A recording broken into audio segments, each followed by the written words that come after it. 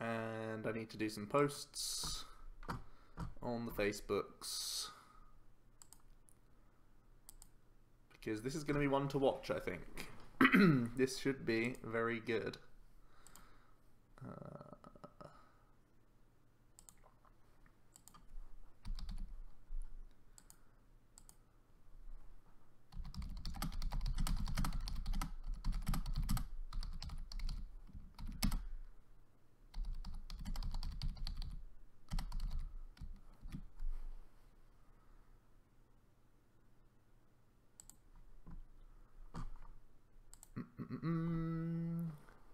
Danny Prather, welcome, welcome. You're the first in here. While I just make some quick posts on Facebook about us being live, we'll get straight into it. This is going to be a pretty interesting topic, one that I've been mulling over for a couple of weeks now, and I've consolidated some thoughts, but really it's an open platform where I'm going to be discussing stuff. So it should really be useful.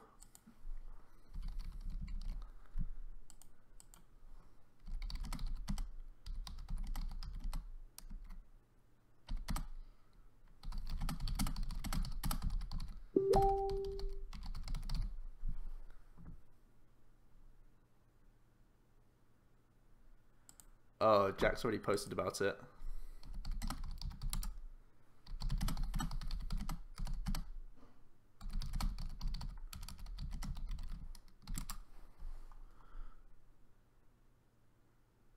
"11 minutes ago. Oh dear. Well, we'll put that on hold for a minute. We'll just let some people get in here before I get kick-started.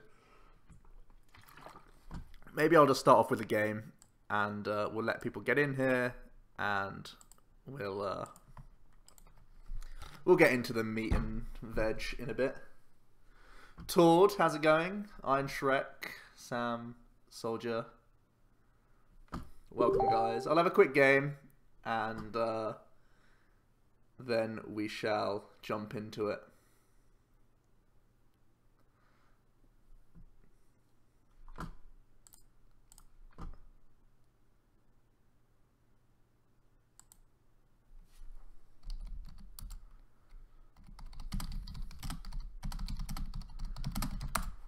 Alright, sorry about this. I'm just going to finish off posting stuff. So Jack made a post about it, but only on our OmniPoke one. So I can still share it to the Verbank and hopefully get some people in here, because people want to get good, and this could be a way to help everyone get better at testing.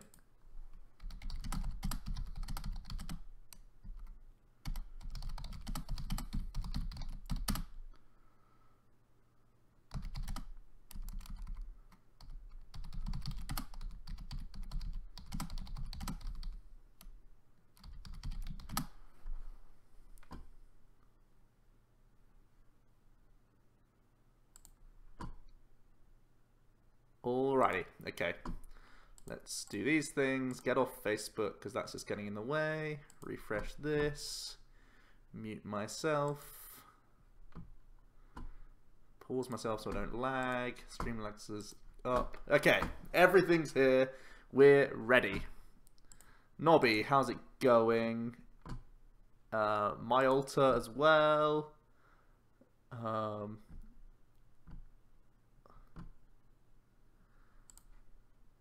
What are we doing today? We are going to be taking on the topic of testing as a theory concept and how to make the most out of testing. So everyone says that they test, but is everyone actually testing? And are you simply throwing your time down the drain, or are you actually making the most of your time while playing a Pokemon trading card game in order to prepare for tournaments? That's the whole subject we're going to talk about, because it feels like, in comparison to some other games that I know about, firstly, a lot less time is spent into this game compared to others, and two, there's very few people who actually test efficiently at this game, and I think these sorts of things will hopefully change in future. So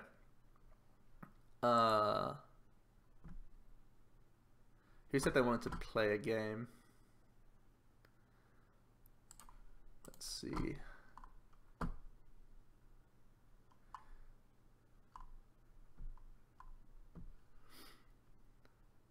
Efficient testing. Yeah, Tord. What is that? What even is that? Angry face. I mean, I'm probably the worst culprit for this myself. My streams are all about memes, right? Okay. Fine.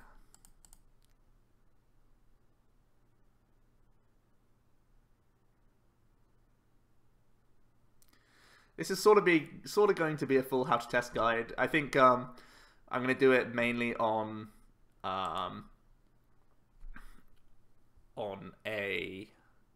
PowerPoint document. So it'll be adaptive. I'll be typing as we go, discussing it here between us. I've basically made a skeleton shell of what I want to discuss, but it's going to be an open platform where we'll figure out the best ways to test. And from there, I'll create the document and then I'll put it into our Discord so everyone can have access to the document. That's the idea.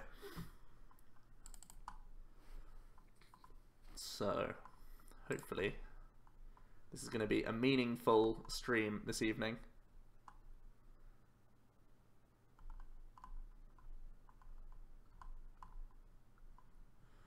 Oh, Nick, that's disgusting. Up at 5:15. Yeah, I can understand that. Is it better to protect Remoraid than anything else here? Probably is, right? How does he KO stuff? I mean, he has Float Stones and Regirocks and Strong Energies and stuff. I'd rather Sacco Rolts. If anything's got to go. But yeah, the idea is to have, at the end of tonight, a really meaningful document of how to test for different events. Not only the next upcoming event, but for events total. So there are different times in the season where you need to test and change your approach to testing. So hopefully this is going to be useful in general for everything. More than 10 hours testing Espeon Lugia, yeah. Mark's testing Raticate Break. So yeah, that's that's pretty funny when I'm trying to take on a topic of efficient testing. He's over there playing Raticate. You forgot about Lurantis Varplume. That was a lot of wasted testing.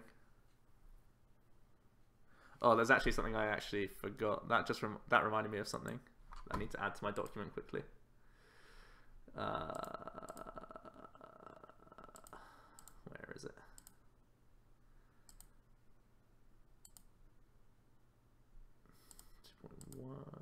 Two, 2.3, 2.4. Okay.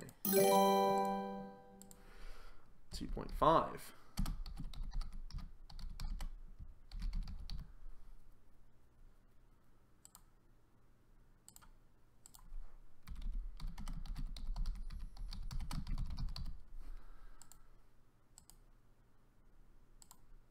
I'm not looking at a game at all. Is it my turn? Yes. Okay. So we got end out of our hand. But the hand is still decent. I feel like Ultra Balling for Octillery here, trying to hit some candies, seems good. My backup is just to play N afterwards, so we'll get rid of Fair Energy and Lele.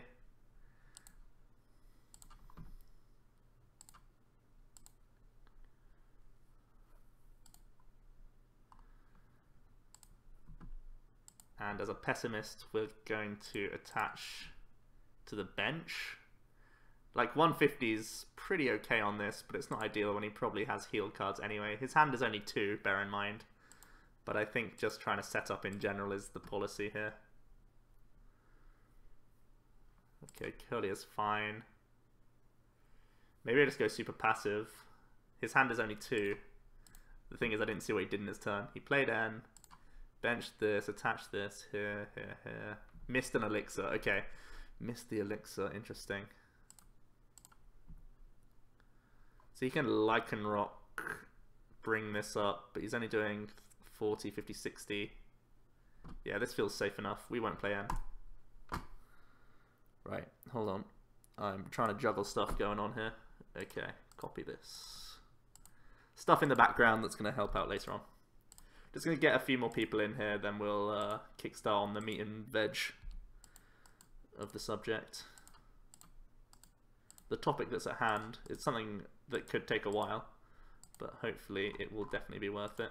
Let's save that real quick. Get that out of here. Look back at the game, what's happening. Let's look at chat. Noah, how's it going? Epa saying hi.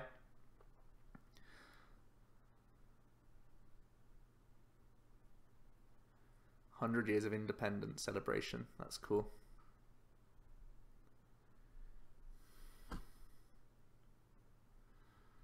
$30, $40, $50.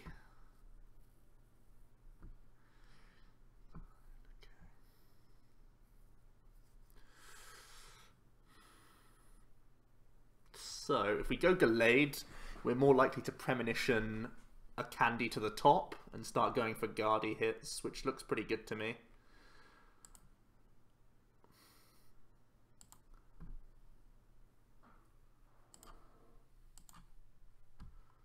Ah, rip. We can just put a fair energy to the top and get a free spring off then. Oh no, we can't spring. Yeah, this is irrelevant. Do we have a DCE to the active? No, we don't.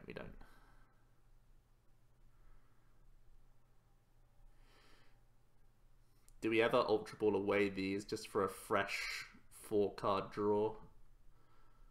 I don't think we do. I think we just attach, play the N, keep the Abyssal Hand for post N.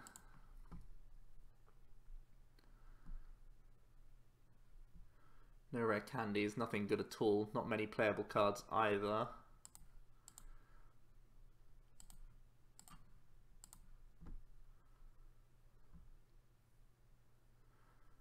Evolving the bench seems like the best policy here.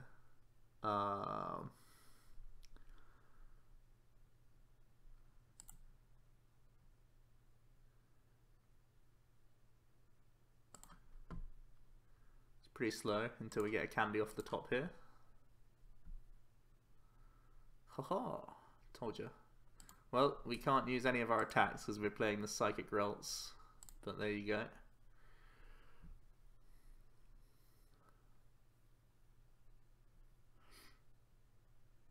Trying to play test for Memphis and study for finals at the same time. That sounds pretty stressful.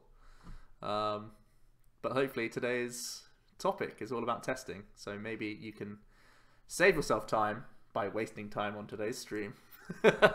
It's all efficient in the end. It's all going to be good. What's the best tech for Zoropod Mirror? Max Potion, Parallel, Tertinator, Kukui, Full Focus Sorola? I would say in general just maxing out on healing. It's the best. Do I want a Sensitive Blade there? I don't think I do. When he has a hand size that large, I think he's likely to just get heals in anyway. Okay, he's going to get efficient damage on.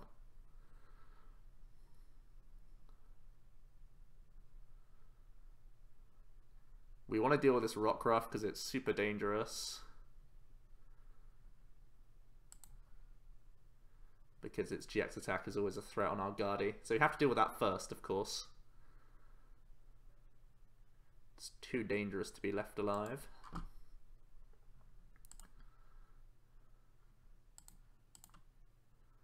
So we'll do these things. Do this. I think with double Super Rod we can just discard this entire maybe not. That's Premier League. Do I like these cards? We've already placed the Porter. We've already attached a basic energy because we didn't have Spring. We can give ourselves Max Potion, which doesn't sound great. None of these sounds excellent. The Parallel could be decent just for hurting his output a little bit.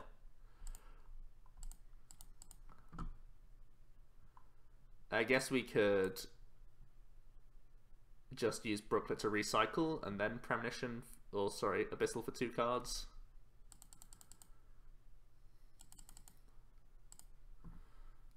I don't hate getting some different cards instead. Let's see what I want to do here. So far, Premonition's been hideous. I think it's more important for us to develop more little guys. So let's just dump the hand. Oh, okay. We can't get little guys until we hit our super rod. This is where looking into the knowing what you've been doing all game is actually important, right? Huh. Playing card.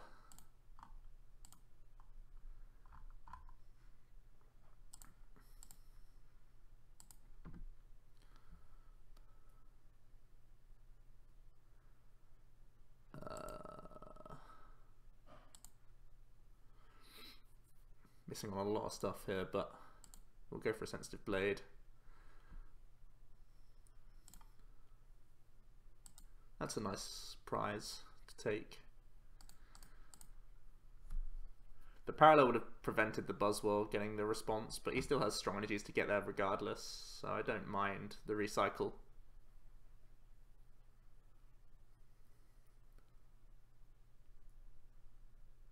Every time you play Broken Guardian, you brick.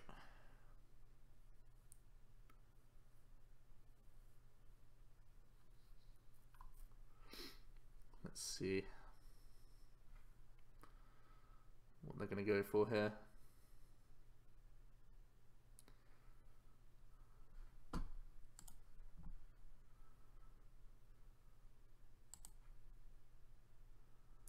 Okay, Buzzwole number 2 coming down.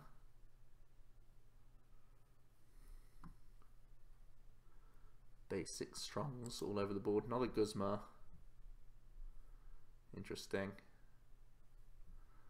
Didn't want to take out the Gallade, giving me another turn of this, but he's trying to set up the double, the double. I don't like that. That's rude.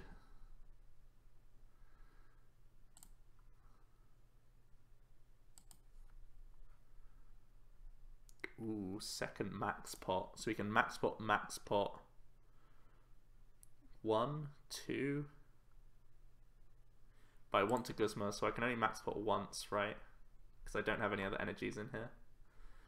Field Blower, not too helpful, but it's a burn.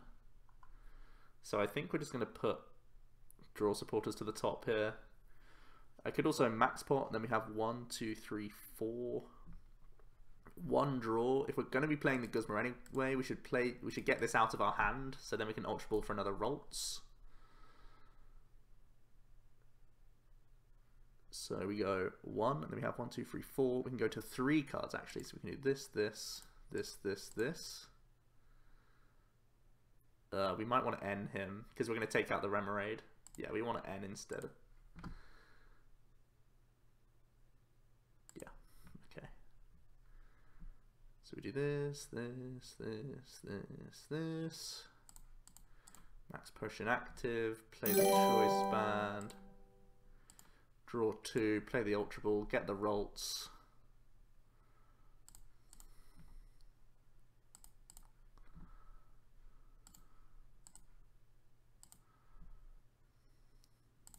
Guzma the Remoraid, putting us to even prizes and stifling his draw engine for later on. Seems pretty good to me. Nice. The only thing we've been whiffing on so far is lots of energies. We've been missing a bunch of energies. We need to start springing. We need to cash in on our Guardi being all over the board. I've just missed a follow there. Let me track it down. Michelle, thanks so much for following. And spanking Fob as well if I missed you. Thanks so much for the follow, both of you.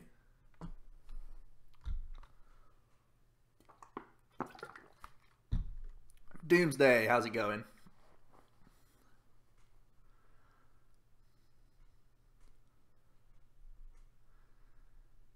So,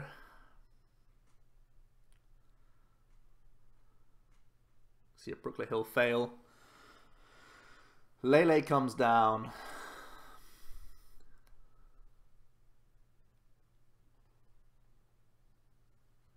Legend Antoine, how's it going? Should really be testing for Turin right now. Yeah, maybe. Maybe.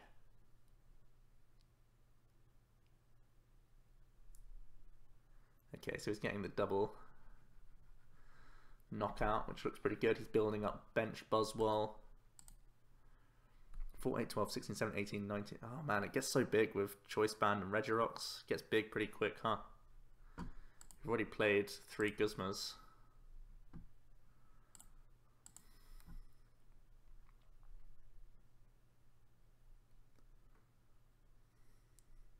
I'm not attending Turin.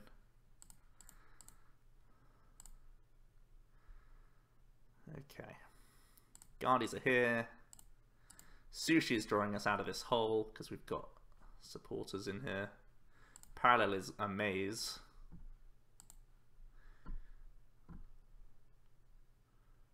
Limit these Regirox. We'll get a spring on board.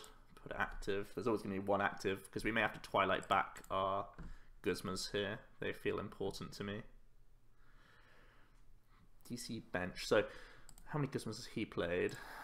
He's played 3 as well. He only has a 4-card hand. How likely is it that he can go 4, 8, 12? No, wait. 160, 178, 180, 190, 200. Wow, okay, this is huge. 3, 6, 9, 12, 15. So attaching DC active never makes sense. Attach DC bench and Twilight, I think, is our play. We'll get back 3 Guzmas. N, Rod, max potions.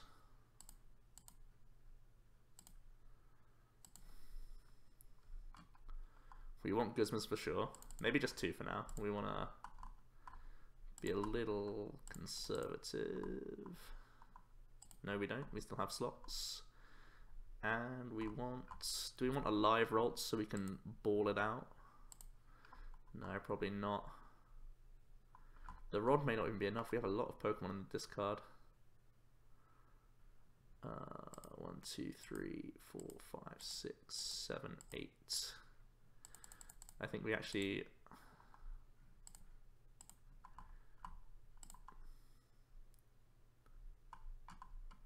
want to do it this way around.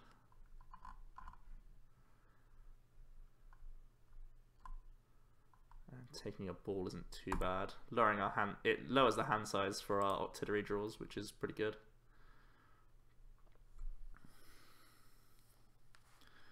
Okay.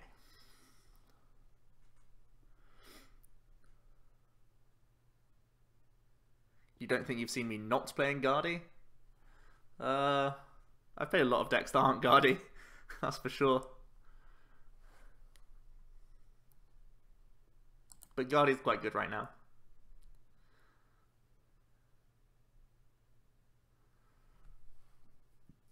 So is he doing some pro deck thinning pre-Sycamore?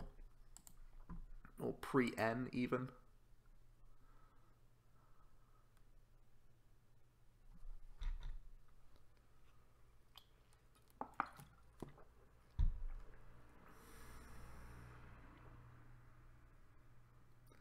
What are the top 3 decks in Standard?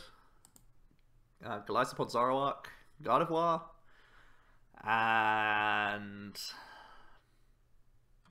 I want to say other Zoroark variants. It's pretty vague. I would say maybe Zoro, or maybe Silvally Metals, maybe even Buzzwell. I've not put enough testing into Buzzwell to know.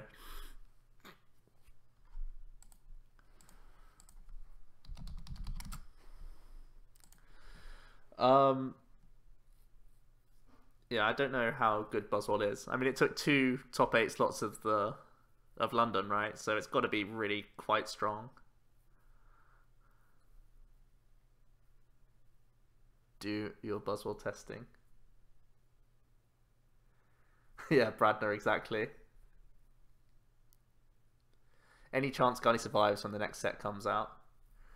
Very, very low chance.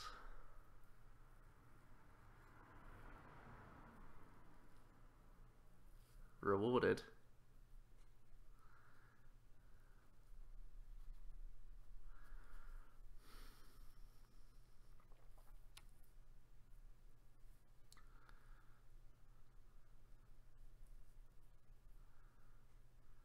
Uh-oh. Not double elixir.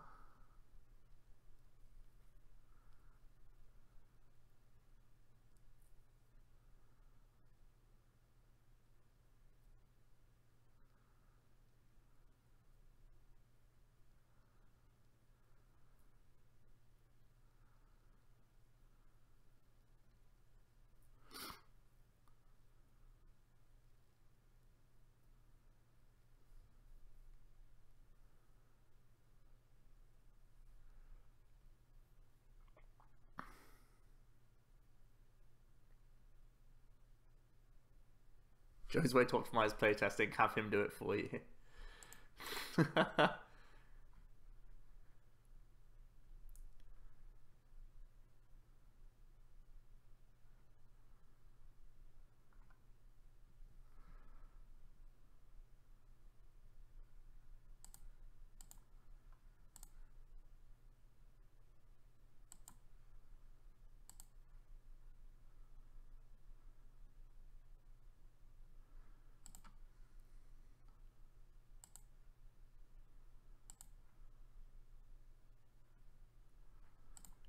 Played 3 Guzmas.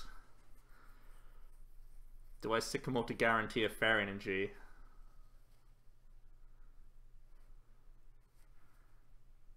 No, it's got to be way. I have to play safe, right? I think I play down Lele to thin an extra card, though. He needs to choose from his parallel. That's what we're waiting on. Tough decision, it looks like. 16. Okay.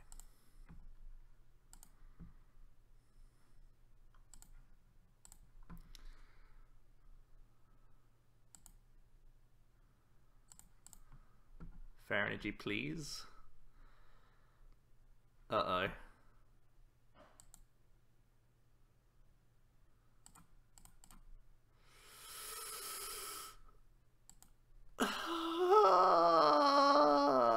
Okay.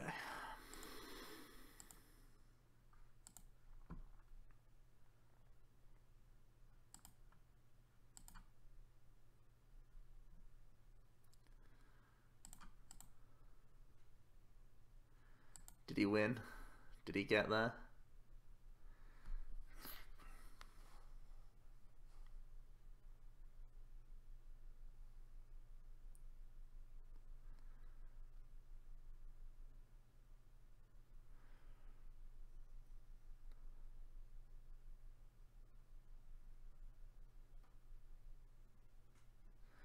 The Ultra Sun, Ultra Moon format is all about Glaceon Decidueye. There's some really interesting cards from the new sets.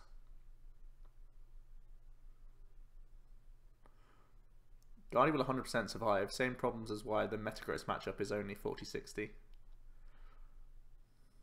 That's grossly underestimating Metagross, I think.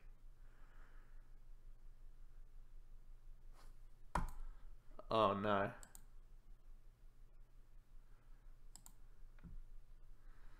He got halfway there. 3, 6, 9, 12, 15, 18, yeah.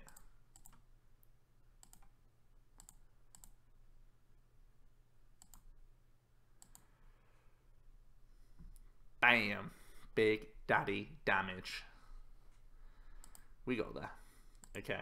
So, right, with that out the way, thanks Tord for helping stall for a few minutes. How many people are in here right now? 77 of us. Amazing. Let's start the education process. That's what we're here for. That's what we're here for. Making the most. You miss your 15 card hands. I know. No options of only 2 card hands. Unreal. Okie doke. Making the most of your testing. As you can see, I've made a couple of slides down here, but they're all pretty much like just title slides, and we're going to fill them as we go. And it's going to be hopefully an interactive discussion. Michelle as well, thanks so much for following. It's only just come up, but I think that was earlier. Amazing though, thanks so much. So, the idea around this is that we're going to create the ideal document for making the most of testing for whatever occasion we're in. So, hopefully you guys can all see what's going on, and we'll move into it. So, I've just jotted down a few things Carlo as well, thanks so much. I should get sponsored by Microsoft Office. Yeah, I do a lot of spreadsheets and PowerPoints and all that stuff. I've just jotted down a few things, but we can definitely add to this. So I want to run down the types of testing. That basically means what are you testing for? And that's going to be a different answer for different occasions. The different platforms of playtesting. You just saw we were on PTCGO. There's lots of other platforms that you can do to test at the moment. There's metagaming, which I went into detail with last week in a specific situation, but we'll talk about what it means to metagame and stuff like that. Then we'll look at your deck selection or your shortlist of decks, which is oftentimes the best way to test a few decks. So in a rundown to a tournament, you'll have a few different options. Most of the time you'll hear players thinking that they're debating between, you know, one of 3, one of 4 decks sometimes. And that is often because they've made a shortlist that they will be testing more succinctly than, you know, every other deck in the format. Making skeleton starter lists. This is like when you're actually getting into your testing. So all of this is like in the run up to testing, these 4 here. It's like, so this is all like the theory part before you've actually started touching cards, right?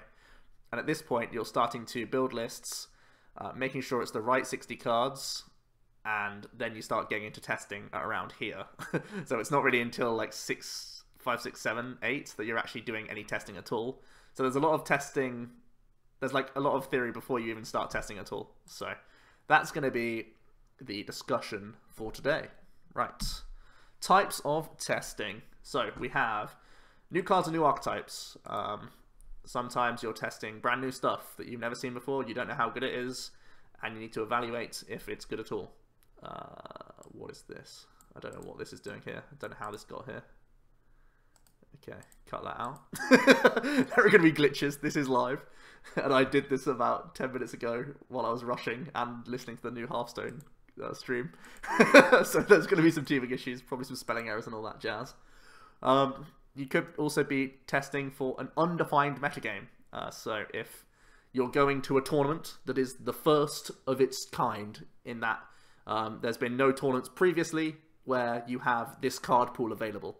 And what that means is, for example, Worlds, oftentimes there is a new set being released just before Worlds comes out, and just after Worlds there's a rotation.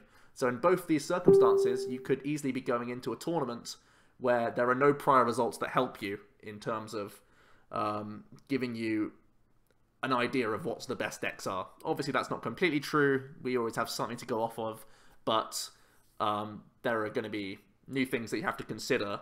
For example, when Versus Seeker left the format, and a few other cards like Teammates and stuff like that, some cards went up and down in playability, and for example, things like Mega Rayquaza completely rotated, and that made tanking with 210 HP Pokemon really, really good and actually viable, whereas previously it couldn't be viable without Sudowoodo.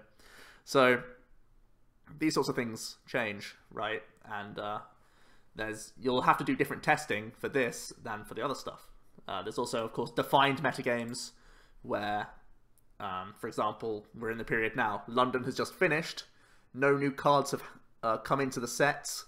And now people are playing League Cups, and they're running into Turin, and they're running into Leipzig as well. That'll be a really defined metagame. There's, of course, I think, what is it? What date is the American one? Memphis is on the 16th of December, and that's the standard event again. And it's the same format as London, right? So it's a defined metagame in that people will look at the results of London, and they will base their testing off of those things. And also there is being a testing partner. This is probably the easiest one. You're testing just because you can help someone else out. Someone else is trying to test a deck. You're just being a testing partner. Sometimes you're getting your own information as well. If it's a deck that you want to test anyway, that's the ideal situation. But sometimes you're just being a partner for someone else. For example, I've done this personally a lot because I've done commentary, and sometimes I'm simply, you know, the opponent that they want to face. And oftentimes this requires not much thought. You just net deck a powerful deck. So there you go. Poker Collectors, how's it going? And Luna Luta as well. So let's talk about new cards and new archetypes. How the hell do we test new cards and new archetypes? Well, Really, the first thing is identify what you think is good / interesting. Basically, if we go back to the last set, Crimson Invasion, I'll have to like harp on these sorts of things to help out, sort of solidify these points.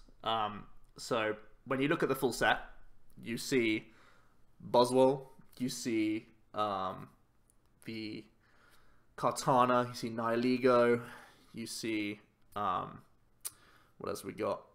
Lots of good GX, well, not lots of good GXs, but some good GXs, Sylvalai as well. You see cards like these and you think that they could be good in a vacuum. That's in a vacuum. Is that how you spell vacuum? No. There you go. So in the simplest way to think about it, good cards are good, right? So it's a really basic way of saying stuff. But when you look at a card and you see its inherent power level, you know whether or not it will ever have any play. Like you can look at a Slowpoke that has like 60 HP and attack for 3 energies that you'll never get set up. So you know it's a bad card. Throw it away. Don't even care about it. But if there's a card that you think, wow, the raw stats on this Buzzwole that has an attack for 1 energy, that is similar to a card that we've previously seen that was successful in its time, you think, okay, inherently this card is good. So you think, okay, now we need to start building around this. So we have to... what's the best way of me saying this? You need to...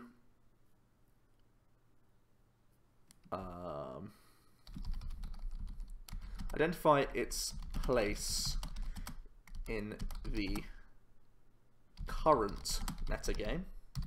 So when Buzzwole was first released, everyone said lol psychic weakness, right?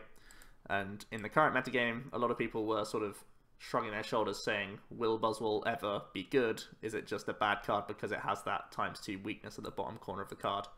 So when you identify its place in the current metagame, it's pretty important. Yeah, Slowpoke, you can attach aqua patches. Sam Soldier, I think we all know the answer to that question, right? So it's not good enough to be a good card in a vacuum, right, for new cards or archetypes. You need to look at its current place in the metagame. And then you need to try to identify its weaknesses and how easily they can be fixed or countered, etc. So an example of this is like, I'll again use Buzzwole because it's one of these cards that has like an outright weakness. The weakness of Psychic was something a lot of people were just concerned about, and people were thinking, okay, pair this up with Garbodor of your own with Rainbow Energies, so you can counter other people's Garbodors or their Espeons because you're hitting the Psychic stuff back for weakness with your own Psychic guy. Or people are saying, okay, we use some non-Psychic weak fighting types. We have the Lycanroc that's an attacker and an ability. We have Zygarde as well, which can be an attacker. So trying to cover the holes of the card inherently is going to be important as well. So,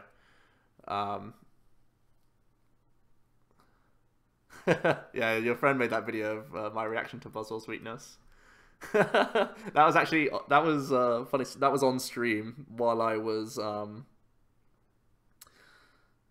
while I had just beaten my like 3rd Drampa Garbodor in a row, or of the night, I think. And I was just lolling that like everyone wrote off Buzzwole just because of its weakness. But anyway, getting off topic. That's going to be something that's going to happen all day. It's a stream. I want interaction the whole time, of course. This isn't just me doing a video and you're here for the ride. But yeah, the Buzzwole thing's a bit of a tangent. So yeah, when we identify the weaknesses, how it can be fixed and countered, that's when we start building a 60, right? Try to...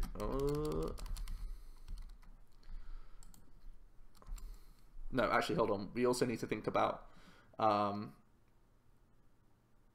its Other new cards which can support or threaten the archetype. For example, looking at Sylvalai, you say, oh, this card's amazing. Fighting isn't in the metagame at all pre-Crimson Invasion. So you look at so you do this thing. You look at it in a vacuum. Okay, Sylvalai looks really powerful. It gives you energy acceleration, has a one-hit KO attack as a GX attack, but it's colorless, and that's a little bit bad because it doesn't hit anything for weakness, and Gyro Unit can be turned off by Garbodor. So identify its place in the metagame. It doesn't feel like it counters much just because it's a colorless 2-hit KO style deck with one big blowout attack. Doesn't feel great. Then you try to identify its weaknesses. Yeah, weakness to fighting. That's not an issue right now. This is pre-Crimson Invasion I'm talking, of course. So there's not many patches that you need to fix. I mean, you can play it without high item usage. That's pretty easy, especially because you don't need float stones with Gyro Unit. You just need lots of field blowers. But then when you look at other new cards which support and threaten the archetype, so if you just looked at Sylvalai in a vacuum, it didn't look strong. But then you look at the other cards in the set, you see the memory cards, right? So now you're not just a 2-hit KO deck. You're using your own fighting weakness to help you in mirror matches. And also the Zoroark had already been revealed, and you're hitting weakness for that. So that looks amazing. You have the Psychic one as well, which can be really good for Espeon GX that was at the time important. And you get to see the Registeel and the Celesteela GX, all these other cards coming into play now makes you mold the deck, because you're a colorless attacker, to be a counter deck. You're playing Metal Energies, so you beat Guardian in the current format. That's where we're going back to this. And, well, in theory at least. And then you're just using this support, this energy acceleration engine throughout the rest of the time. But as you keep looking down the new set, you see, oh, there are threats here. Buzzwell's a card. Can I play Sylvalai if Buzzwell's going to be a thing?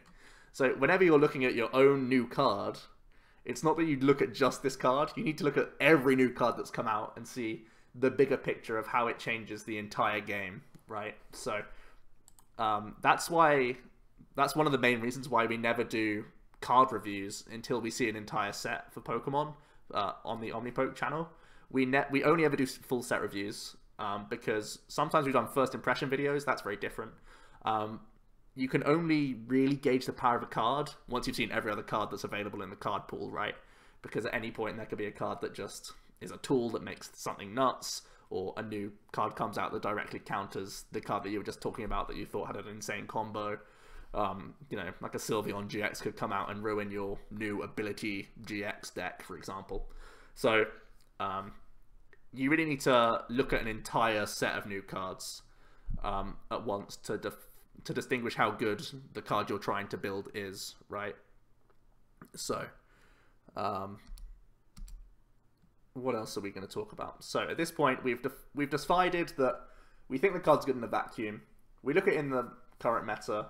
We look at how easily it can deal with the weaknesses that it has. That's one of the biggest things in Pokemon, because it's no good having a deck that does well against this many decks but does terribly against this many decks, you know?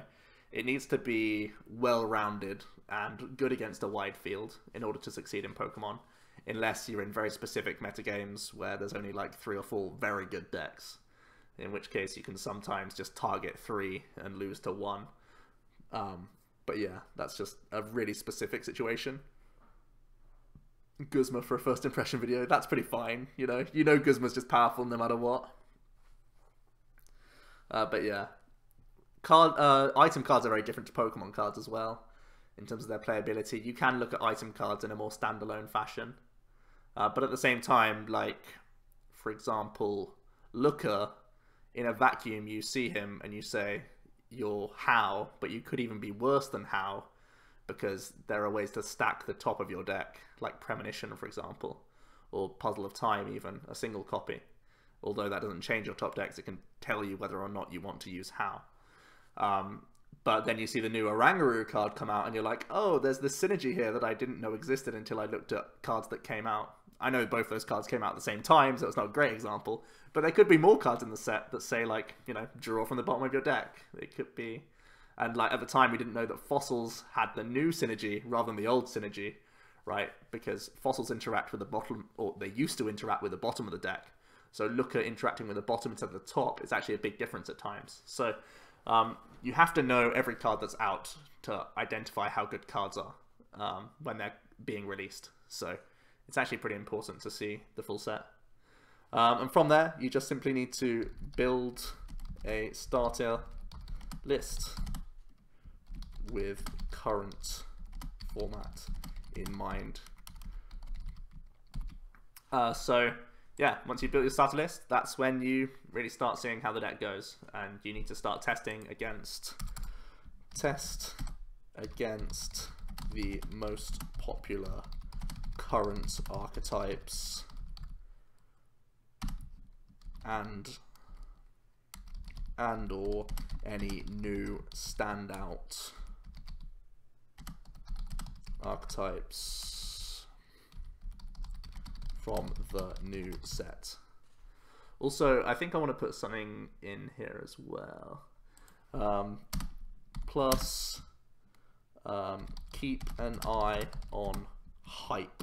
Hype is a big thing in the not hashtag hype. Hype. Hype's actually a really big thing in the card game, because the amount of times people will or won't play cards or combinations of cards is largely down to the credit it receives, almost. Because some people will initially test stuff because it looks good, but some people will only initially test stuff because someone else says it's really good, right? I myself am a content creator. You know, we all know that there are certain hype men in the TCG, right? That will start to really hype up cards. But at the same time, there are people who can discredit cards, and there's plenty of new set reviews, and you know, everyone has their say on the new cards, basically, before you've even started playing with them, oftentimes, myself included. So hype is actually pretty important, because if there's a new hype deck, you know that people will be testing it, and if it's going to a new tournament, you still know that people... Actually, this is something I should talk about more in the next bit. So we should just leave this where it is, and we'll talk about hype in the next one, because I've just remembered that we're talking about undefined metagames. So, undefined metagame. This is at the point where you've looked at your new cards, you've seen what you like, and it's a new tournament, right? So this is unspecific testing. You're just testing the new cards, right? You're not going to a tournament just yet. This is, you know, maybe you're proxying decks, and you're just trying to test your friends to see if these new hot, cool cards do anything, right? And if they do, well, if they don't, that's another story for when you're actually going to a tournament. So this is when a tournament is timed, is the first in a new format / post rotation. In a new first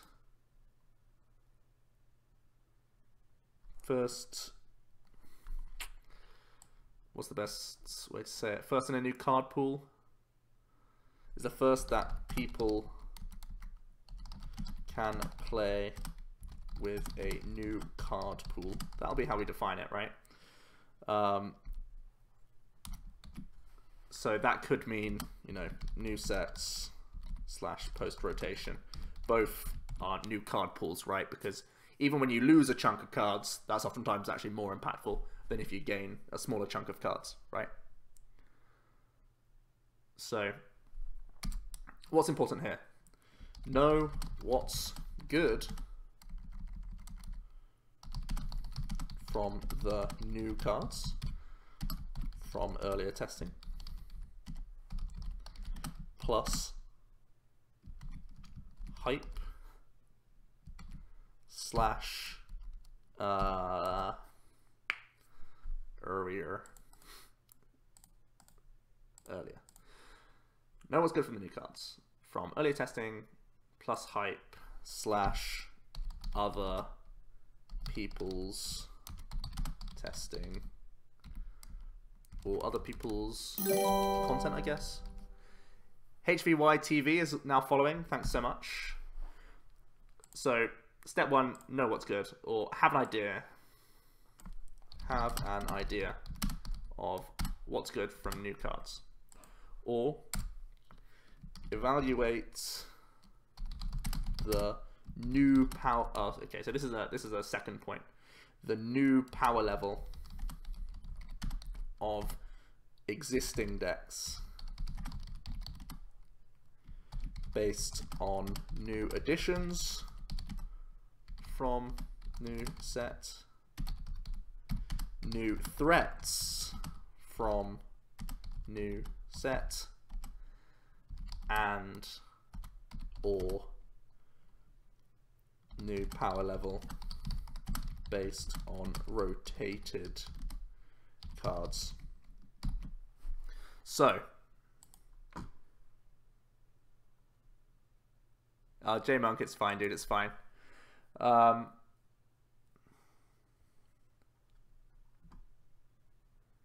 If there's a question mark at the end of the video, it's not advice, it's news. Yeah. Maybe even fake news in some cases. Okay. So, we've seen what's good from the new cards, right? But also, what's almost more important is evaluating the power level of existing decks, right? Because oftentimes when people go into an unknown format, they want to stick with what's known. And it's so much easier to test for a tournament with a deck that's already been established, right? So, it's only very rarely that you'll see new archetypes, brand new archetypes, coming out of nowhere. And that's one of the reasons why Tord's deck was so exciting for many people, and the Silver Ally Metals deck, because people took the plunge and played two brand new archetypes that ended up getting into the final, right? So it's just amazing. It's way harder. It's so much more work to come up with a brand new archetype that's perfect for the existing meta that was there, and then you also have to figure out how all the existing decks adapt and how it reacts to all the new cards. It's so much easier to look at the existing decks that you know is good or bad and how they change, right? So if we look at Gardevoir right now, its power level is very high. Many people say it's tier 1, right? But if we're going into an undefined metagame, for example, Malmo is going to be an undefined metagame that is in February, right? It's the third week of February. And that's the first tournament where the new set is going to be legal. And we know there's lots of new metal decks coming out in the new set. So if we have an idea of what's good from the new set, this is just a very broad thing. This is going to be super based on just Gardevoir. We know that there are some good new cards from the new set. There's things like the Leafeon, the Sylveon, metal stuff being the predominant thing. The Glaceon can be a little bit annoying. Leafeon building up plenty of Decidueyes is also really bad for a Devolve approach against Gardevoir. But the main component is that metal could and perhaps should be everywhere in Malmo. So we have to identify that the power level of the Guardi, it doesn't seem like it's gained many new cards from what we've seen so far. So from the new set, its power level stays the same in a vacuum. Guardi doesn't gain any new cards that really help it, right? It's not like a new Gallade GX came out and completely switched up the deck, that we know of at least. It's not like, I don't know, for example, the new stadium that's a metal stadium, if it was like a fairy stadium, that would make the power level of Guardi in a vacuum way stronger, right? So it looks like Guardi's power level is remaining. The new threats really hurt it, is it right? So people will... the Prism Energy, yeah, that's a good shout. The Prism Energy is an interesting one. Guardi will reign forever. I think that's pretty bold. The power level of Guardi is expected to go down because it gains an auto loss, right? And the auto loss deck looks on a high power level already, right? It just looks very strong on its own. So that's going to be an issue for it. And if we look at rotated cards, for example, Guardi didn't lose much in rotation. It lost like things like Versus Seeker and Teammates, and I think that's it. Yeah, it really didn't lose much. And when we were looking at post-Worlds, a lot of people were saying that you have to reevaluate the power of Garbodor, for example. Trash Launch Garbodor was so powerful at Worlds, but when everyone takes 4 Versus Seekers out of the deck, is Garbodor's output still high enough? And for a few months it still was. But it's sort of been figured out at this point, especially with Zoroark. And also people looked back at the rotation and said, well, John Roberts II wasn't playing any Versus Seeker in his Vikabulu deck, so surely Vikabulu is stronger in the new format post-rotation. Turned out it's still, you know, not quite on the power level. But it could be getting stronger now after evaluating the format.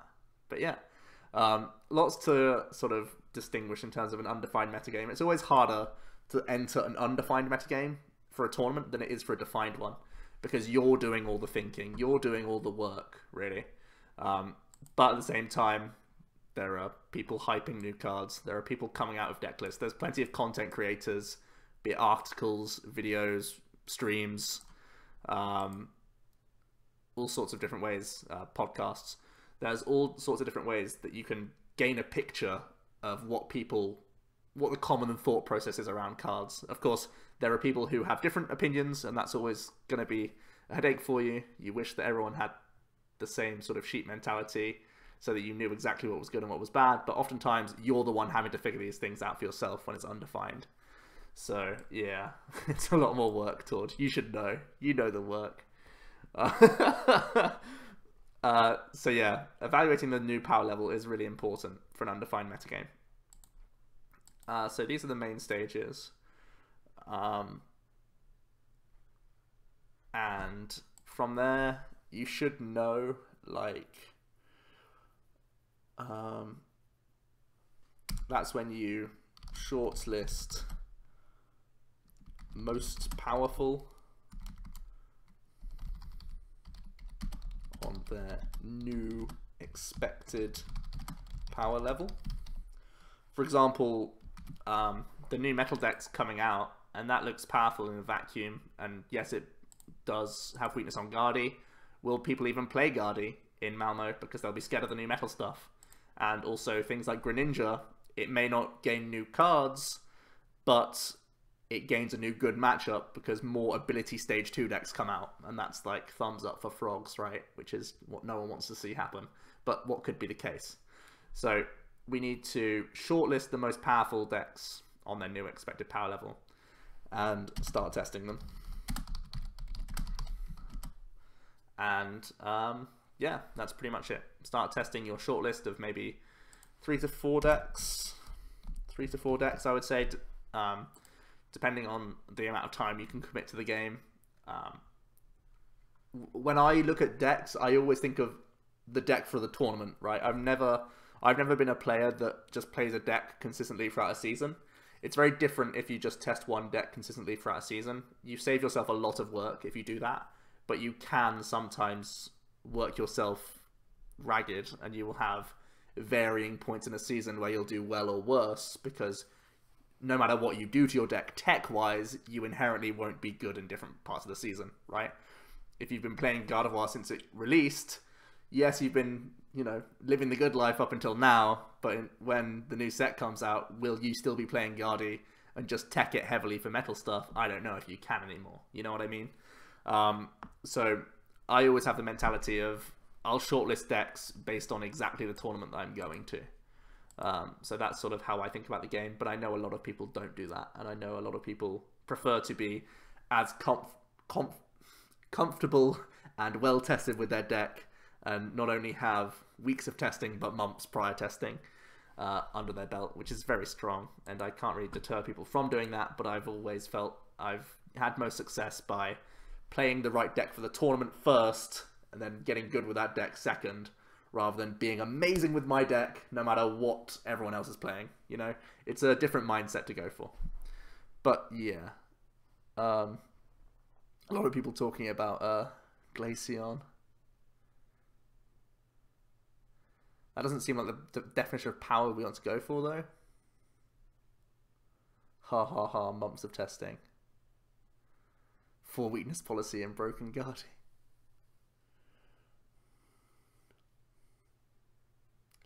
That doesn't seem to be the definition of power we want to go for. Most powerful on their new expected power level. That seems right. Because we know their previous power level, or you should have a okay, so maybe the first thing is shortlist the power level of archetypes pre new cards / rotation. Right? Then we look at the new stuff. I guess that makes it clearer. Can I touch on power versus consistency?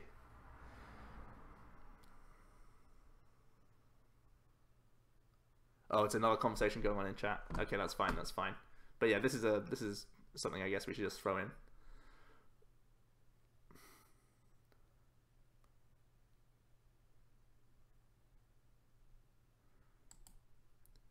Oh, by the way, when I talk about power level, I don't mean, yeah, like I hear what you're saying. Like, it's a strange phrase to use in terms of power level. I should be saying like most winningest. That's what I mean by power level. Something like Durant could be the most powerful deck in format without taking a single prize in any game you play. You know, I'm talking about most effective strategy to win games, right? Not actual power level. Not the deck that hits the hardest, not the deck that hits the fastest, not the deck that I don't know. It's just a combination of all things. It's hard to really define power level. I think this is the best way I can try and define it without being long and drawn out and having a whole slide dedicated to a glossary of power level. Durant hype. Yeah, I thought I'd sneak that one in there. Okay. So defined metagame is very different. You basically need to look at previous results. And this is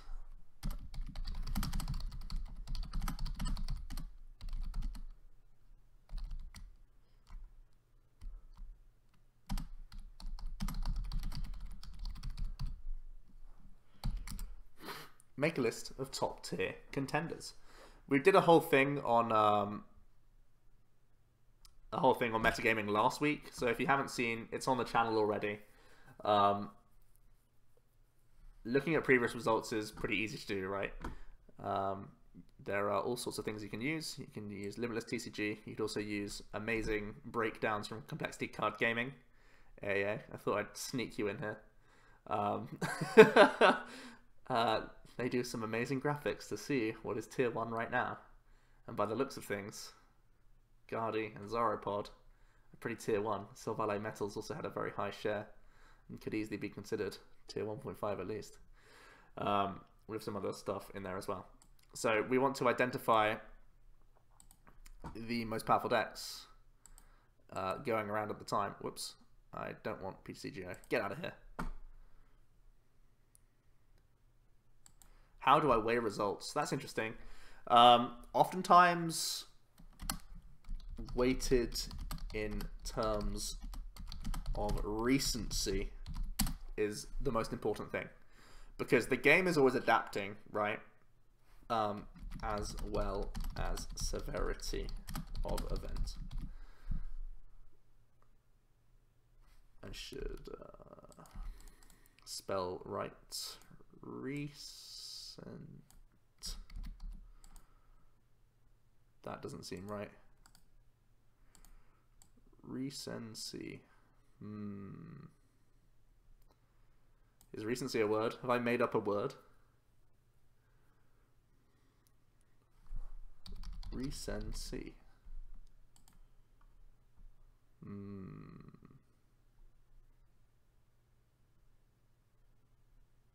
There you go. There you go. What's going on? Regency. Ignore.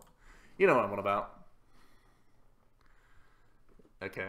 Weighted in terms of recency. So yeah, because the game is adapting, right? The game is never... One tournament to the next is always different, because generally people look at the last results and they will do one of a few things. They will play the deck that did the best, counter the deck that did the best, play a deck that doesn't lose to the best, or other, build their wacky rogue that they don't care about, right? So oftentimes you want to look at the previous results, first of all, and weight in terms of recency more often than not. I think you can get away with maybe like the last 2 or 3 months, 3 months at a push. Always looking at internats I think is important, because these are such big tournaments, so difficult to win and succeed at. They're the hardest in the game, right, throughout a season. So the severity of event is still very important, right? They will resonate within players for more than 2 weeks, right? Whereas Jimmy from a League Cup of 20 people won with, I don't know, Silvally Volk, and no one's really going to care unless it's in the local area all over again, right? And then you counter little Jimmy with Aquabox or something, I don't know. But you want to weight it in terms of recency for big events, like for the previous regionals, not just League Cups and stuff, unless you're going to a local event where it's different. But you shouldn't really care about countering people in a local event. Poor Jimmy. Yeah, he deserves it. Playing Silvally Volk, get out of here.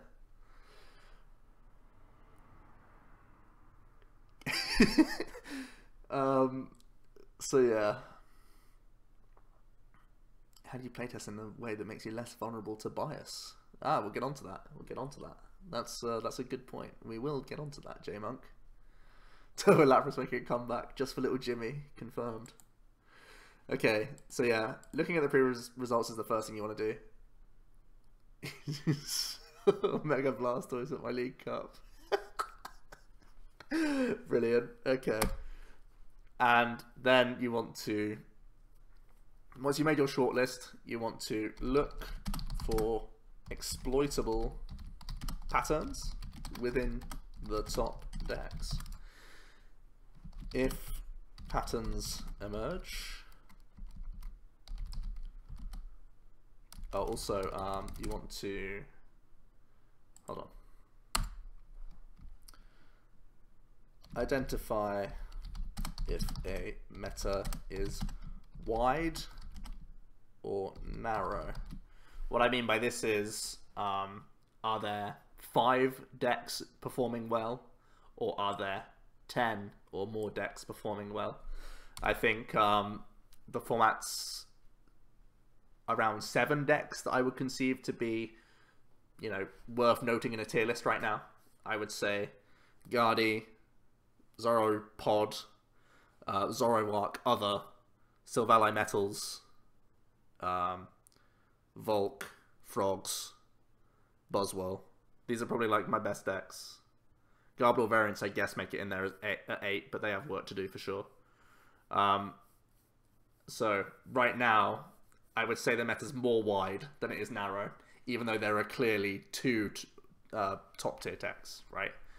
I would say that it's more on the wide side than narrow side. And when it's wide,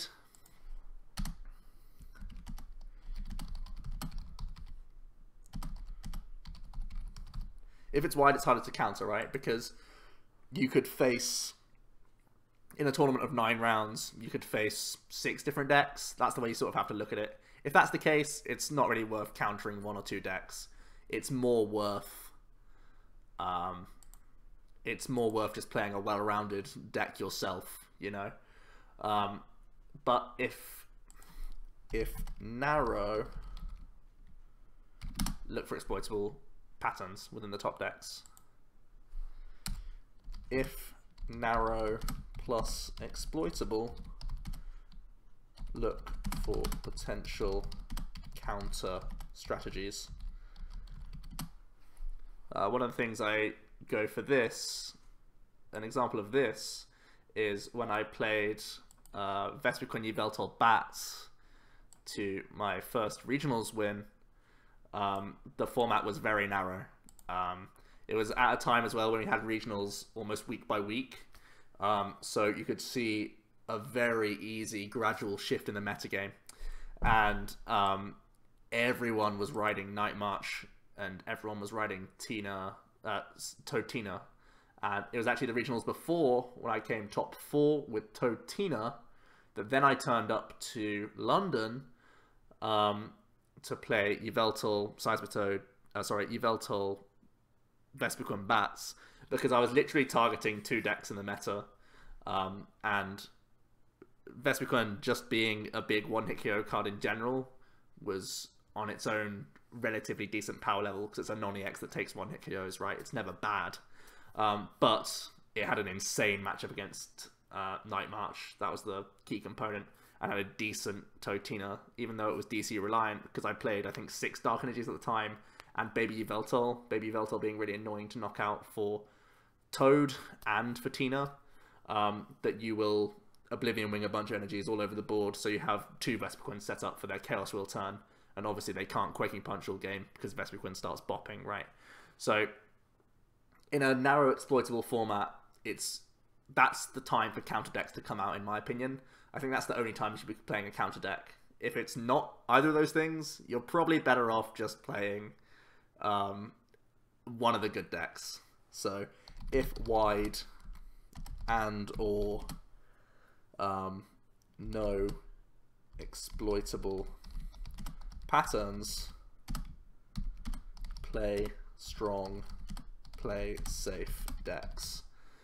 And what I mean by this is ensure your deck does one of 2 things. Is average against most top tier decks, average or better.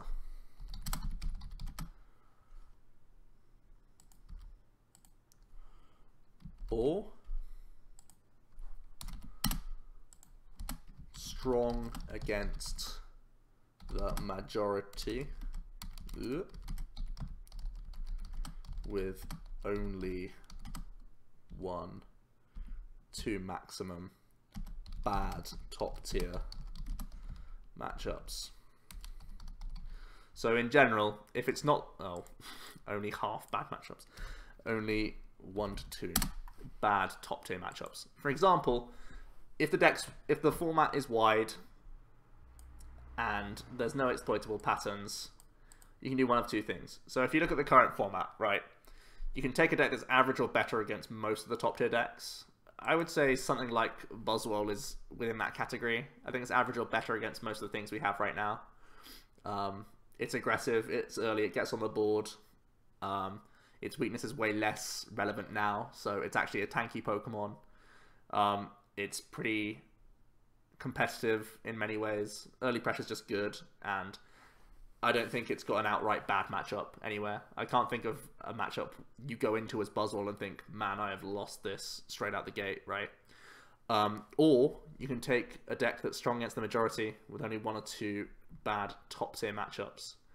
I think a better something like this would be actually Silvally Metal, I would say. This is strong against Yagadi. It's strong against Zoropod and other Zoro builds. Its 1 or 2 bad matchups would include something like Buzzwole, or it would include something like Greninja, unless you're playing Tina promo. These things can change, but yeah, better make a flowchart. Yeah. Is Bengali a risk for Turin? Probably not. I think if we plug Guardi into one of these things, I think it's kind of like both of these things. I would say it's average or better against most top tier decks. I think its only real bad matchups would be straight metal decks like Metagross, and also Greninja is a bad matchup unless you play Tina promo. Greninja's one of these weird ones where it in theory it always has good matchups, but it never does what it does every single game.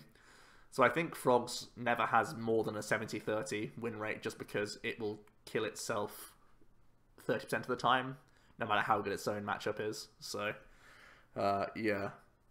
So something like a 50-50-ish deck. Guardi's a pretty 50-50-ish deck, I think. It has slight favors, but at the same time itself is a stage 2 deck, so it can lose games on that alone. But yeah, I think this is good for a defined metagame. Metagross is easily winnable. Don't know about easily. If you're playing broken Guardi, it should not be easy ever. They should be playing quite badly to lose.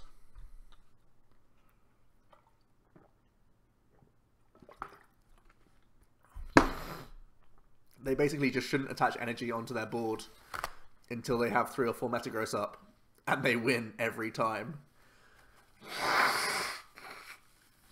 Metagross players lose when they get greedy and they see pink and they think, I can kill pink in one attack.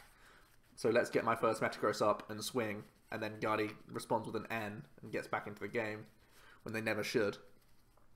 But without Parallel Plea, Metagross can literally just build all of them up and never lose and win in literally 3 turns once they establish their multiple stage 2s. You're in the middle of Buzzwole, Lycanroc, and Guardy. I think they're both solid plays. Yeah, I don't think I'd ever play Metagross over Silvally.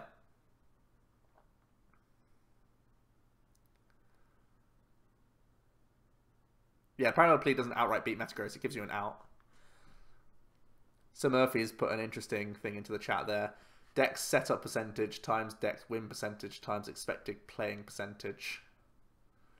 That's an interesting stat. It's an interesting calculation to try and come up with.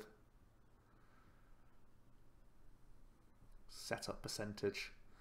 Thing is, setup percentage is a thing. It's quite an arbitrary thing to actually calculate.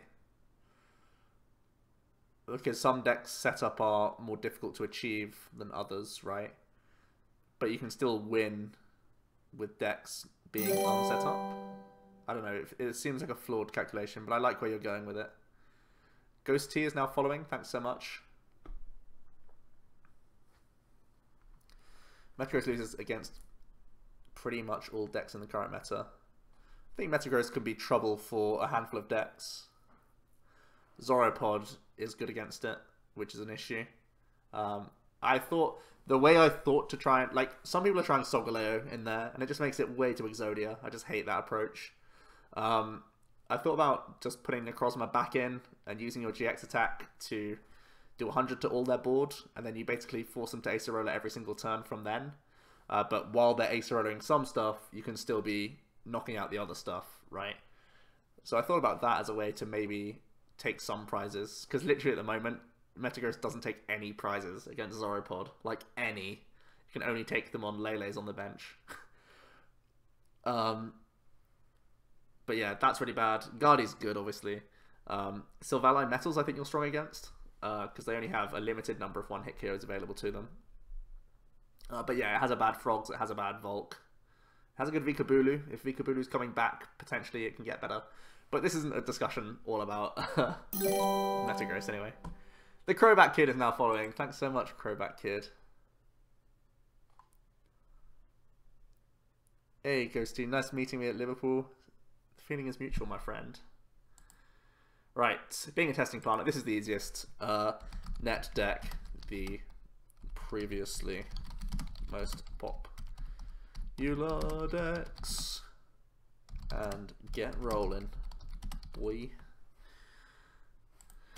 Net decking is pretty easy in 2017. There are plenty of resources. You can find decks. What about Raticate Zoroark? I don't know. I have to look at Mark's stream to know what on earth that is. Yeah, being a testing partner, typically you want to just net deck the most popular decks, but that'll give you the most accurate representation, because what you're trying to aim for being a perfect testing partner, your goal is to be the most likely opponent for your testing partner. And what I mean by that is you want to play the 60 cards that is most likely going to be the 60 cards that they'll face. And, you know, let's be honest, a lot of people do simply net deck the best decks and maybe make their own 1 or 2 card changes. So you net decking the most popular decks is most efficient for other people as a testing partner, because you play the 60 that everyone else is going to play and you become the most efficient testing partner, because, you know, they'll be experiencing what they're going to experience more than likely. Something along those lines. Probably worded terribly, but yeah. Being a testing partner is super easy. And yeah, I think there should be a stage up here.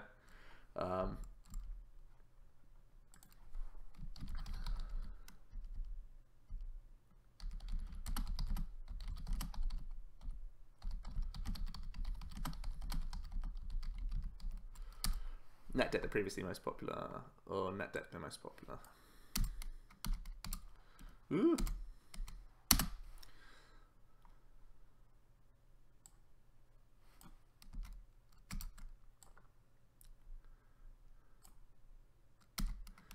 Identify the most popular decks, net deck the most popular decks. Also, build what your partner wants to play against, and more importantly, what their deck struggles with. Because too often you will see people, when they're testing, they'll test just the close matchups, which is fine, obviously. But people take things for granted. People take for granted that a bad matchup can be fixable, or that a good matchup can be losable. And oftentimes, you don't want to... It feels like a waste of time. Like, if I was going to be Metagross, and I was testing Metagross, I would actually want to test against Volcanion a good amount of times. Because I want to know, is this actually my auto loss that I can't ever win? And if it is, does that mean I can't play the deck anymore? Or does it mean that it's actually winnable for me? I can actually win Volcanion 30% of the time. This isn't fact. This is just, you know, it could happen through testing. Or do you think after 5 games against Volk, you thought it was close enough that you could change 1 or 2 techs and make it winnable? Maybe that's the barrier to entry at the time. For example, Volcanion won a regionals a couple of months ago. People may have turned up to the next tournament thinking, well, no one's going to play Metal, loses to Volk, just won a tournament. But if you were the guy saying, haha, people will be playing Gardevoir because Gardevoir beats Volcanion, but you're still concerned that other people will still play Volk because it just won a tournament, people will net deck. So you go, okay, if I can make sure that Metagross can only be 40% against Volk, like get as high as 40%, I'll still play Metagross. So maybe with, I don't know, this is just throwing out waffle that probably isn't even going to work, but if you were playing like a teched out Metagross that had a couple of Mimikyu, for example, you could really improve your win rate against Volcanion to the point where it becomes more useful to you as an actual deck to consider for a tournament, if that makes sense. So if you test against your worst matchups, you see how bad your worst matchups are, for example. Like, there's the debate around how good Metagross actually is against Guardy. Some people saying in chat that it's not that bad, right? So you actually have to test your auto loss to see, because auto loss is a word that's thrown around way too much, right? There's no actual auto losses in Pokemon because there's way too much variance, especially with Stage 2 RNG right now. So you have to know how bad your auto losses are and how easy your auto wins are, because just saying, oh, I'm a metal deck, I auto win this deck, or oh, I'm a fire deck, I auto win this deck, just because something says ×2 here, it's really dangerous thinking. So it's not only you should be testing the clear-cut, like you should test even the clear-cut matchups to see just how clear-cut they are, if that makes sense, because there can still be, otherwise you could be negligent in a tournament where you end up tying an auto win, or you don't win your auto win at all and lose, because they've put the testing in against the matchup and you've taken it for granted because you saw fire, they're playing grass, you thought I can do this in my sleep. But they could do things against you that end up making the game closer than you ever expected, and you thought, whoa, I never thought I needed to test against this grass deck, but turns out you could. So yeah, it's really important to even test the decks that you would otherwise take for granted. I think that's important. And as a testing partner, it should be your priority to also force the opponent, force your friend to do those things with you. You should make them sit through that, even if it is only 5 games, right? You can write it off pretty quickly if you literally do auto win or auto lose. I know I just said there pretty much aren't any in the card game, but you know, an 80% win rate is probably as high as you go with any deck in Pokemon. If it turns out to be 80%, then yeah, you can move on. But if it becomes closer, you can think about why it was that close, how you can adapt your play or list to make it less close, or more close if you're playing the opposite side, you're trying to play your auto loss, for example. So yeah. Here we go. Platforms on testing. We're on 2.0. There's 8 points to talk about today, so I'm pacing myself, but here we go.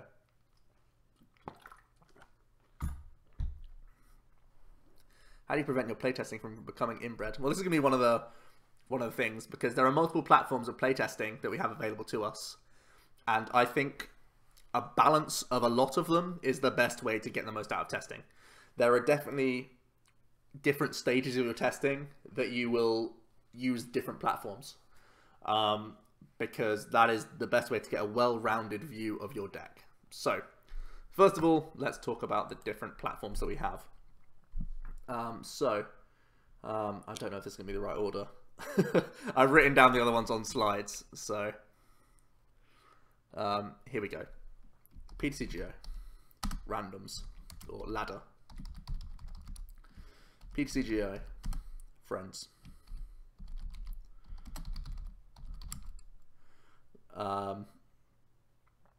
What do we got here? IRL, friends. IRL, league / small tournaments. Large tournaments.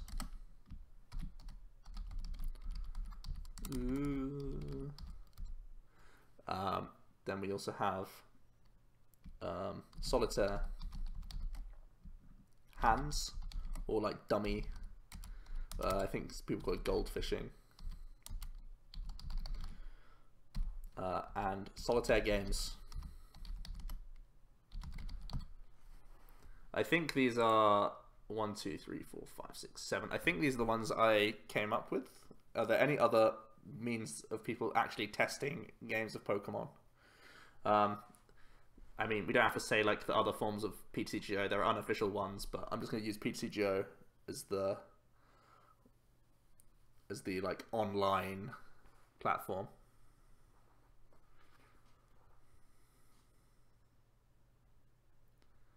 Do you ever do mock tournaments when you're testing? Yeah, that's exactly. We've done that on our stream a few times. We've done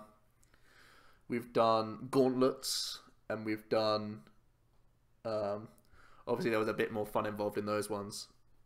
Yeah,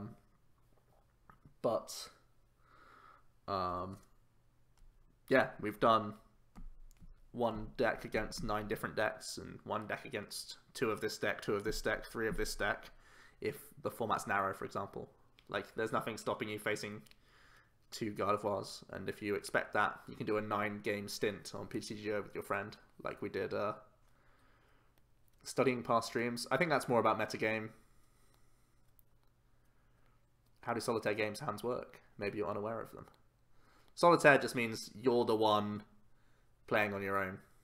So you put 2 decks out in front of you, you draw 7 from one side, you put 6 prizes out from one side, then you draw 7 from the other side and put 6 prizes out for the other side, and play the entire game. And we're going to look at strengths and weaknesses of all these things. So, and then we'll come up with a formula of what should be avoided, what are best used, and what would be optimal or ideal. Obviously, it's not practical for a lot of people. Sometimes you will only be able to do 2 or 3 of these things on this list. Sometimes you only like doing one of these things. Sometimes you can't attend leagues or small tournaments just because of your location. Sometimes there are restraints on your friend battles. People are busy. It's hard to coordinate sometimes. Things like this. But there are some ones that are easily accessible, and that'll be one of their strengths. So let's start off with PTCGO ladder. One of the best things is it's always available. So day or night, as long as you have a computer and internet access, you can face anyone in the world. That's a great strength, right? If you're the only one on the planet at the time that wants to be playing a game, I guess not the only one on the planet, but if you're the only one you know who wants to play Pokemon at this time, maybe you can't sleep, maybe it's 2 in the morning, maybe, I don't know, your neighbor who plays Pokemon usually with you IRL is away on holiday, but you still want to play some games, PTCGO is always there for you, and that is lovely. That's a way that you can get plenty of games in. Another strength is that the speed of games. Not just because they're scrubs on the ladder, which is obviously a joke. What I mean is, PTCGO does all the shuffling for you, So all these game mechanics that are done automatically for you speeds up the game immensely. It is way easier to do 10 games of PTCGO in the same time frame as 10 games IRL, and that's a huge bonus. You can maximize your physical amount of games by playing on PTCGO in comparison to IRL testing. So PTCGO is very good in the fact that Pokemon is sped up, right? You get more games in for the time you do. So you're always good in that regard. What else is good against ladder?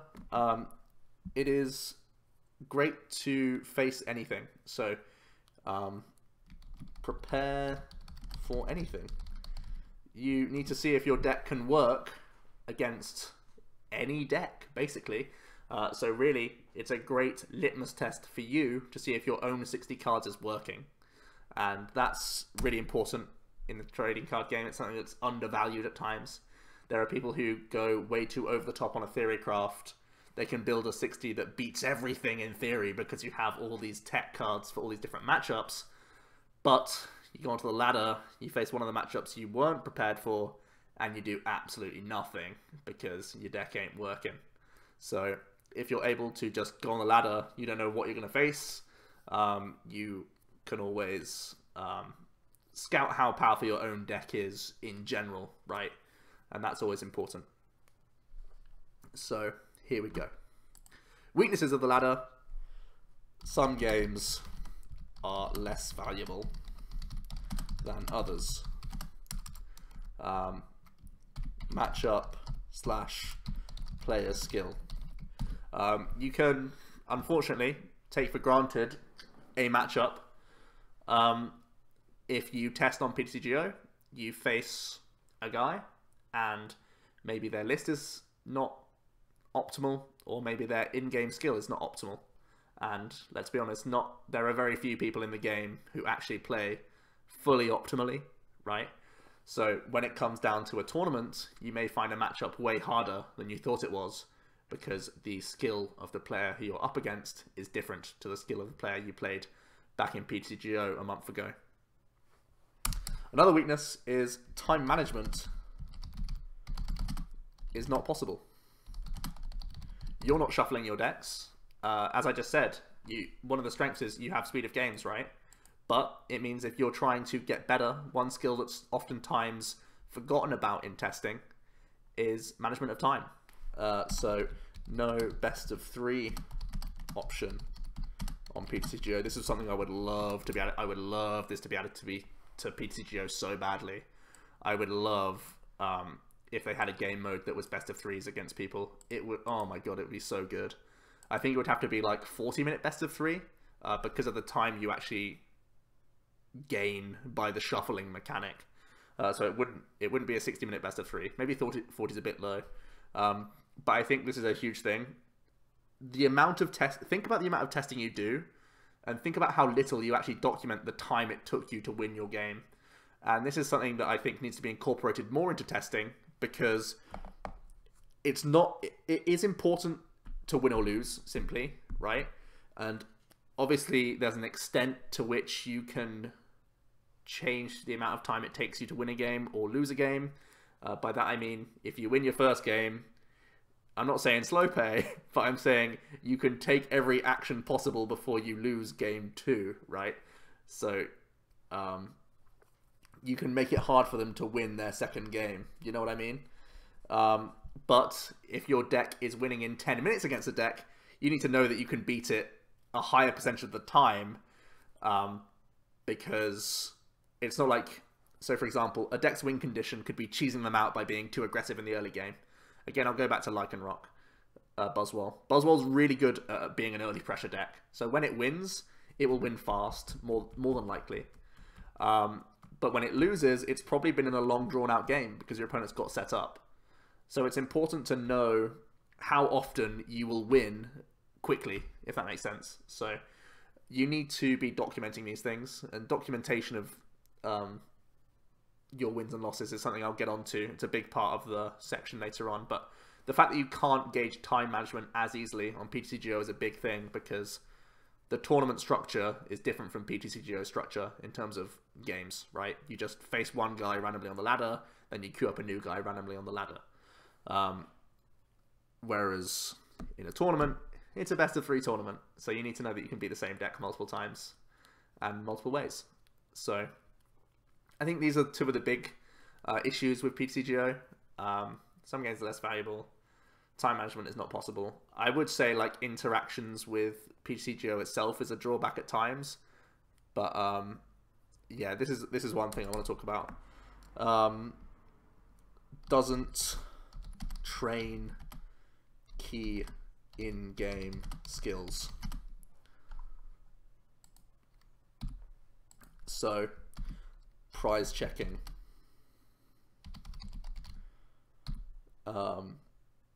discard pile, searching.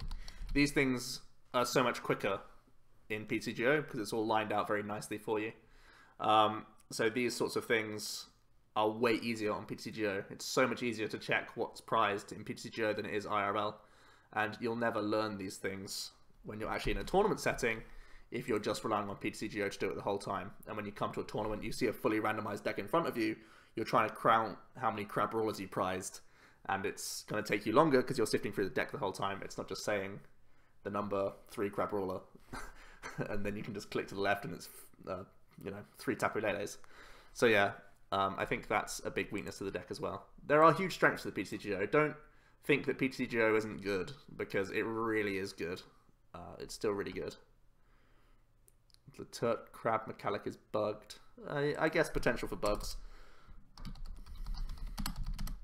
Really small one. There are potential for bugs on PTCGO that can make cards unplayable.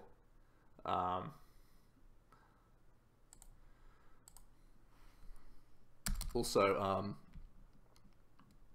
you can only test tournament legal cards. You can't play the new set stuff on PTCGO because they're not legal yet, and you can't have the codes for those cards. So it's not optimal if you want to test for a tournament for a new deck a lot of the time. It's impossible. You have maybe like 1 or 2 weeks before the tournament itself with PTCGO. Before then, you have to look to other means of testing. So I think that pretty much covers PTCGO. Does anyone else have any big notes on PTCGO?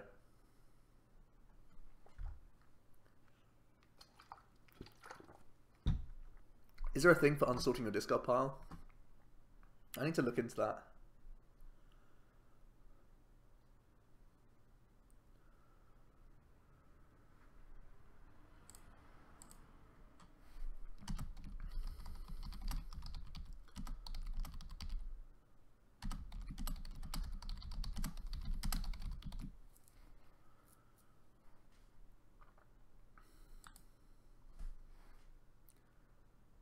Still play friends online. Yeah, that's going to be that's my next thing. It's completely different to play PTCGO on ladder and against friends.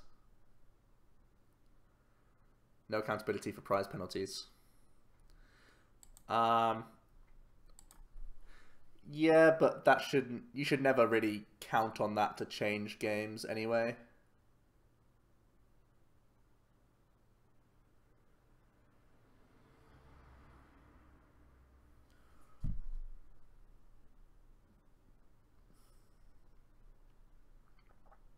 Find it hard to work out prizes IRL sometimes.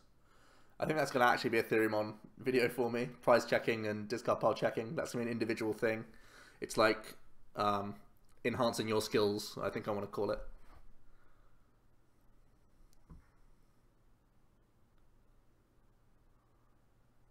Strength. Try out decks before buying cards IRL.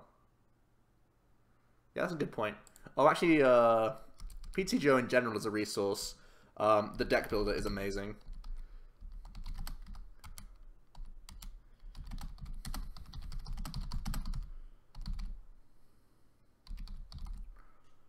Or skeleton lists. So much easier. The amount of time I've wasted sleeving up 60, taking 60 apart, looking for 15, 20 minutes, where are my cards, you know? PCGO is amazing, amazing for building decks. It's still by far the best resource for deck building, I think. So yeah, I think that's really good. Testing out decks before buying cards IRL. So I guess can save money by being able to test online.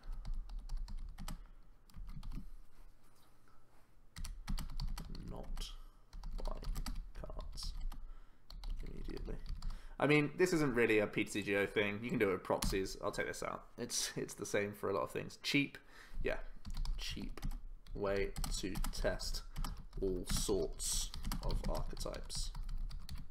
I guess we'll put that in there.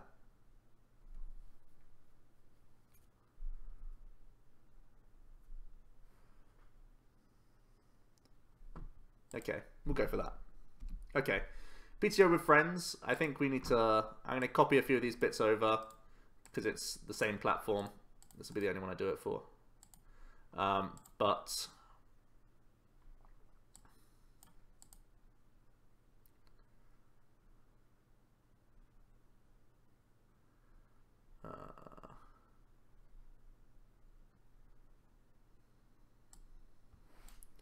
So it's way better to test against friends than randoms. Weaknesses.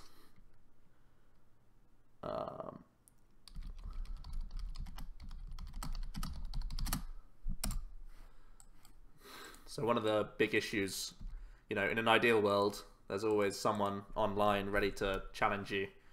And is a line not a word? How do I not spell things? That does not seem right. Is that right? No way.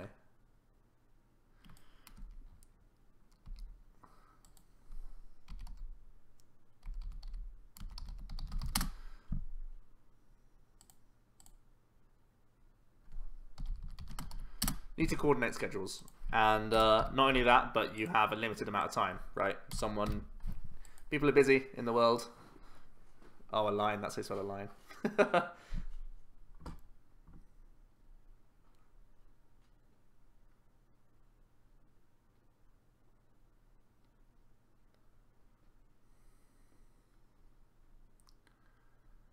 Speed of games, prepare, okay.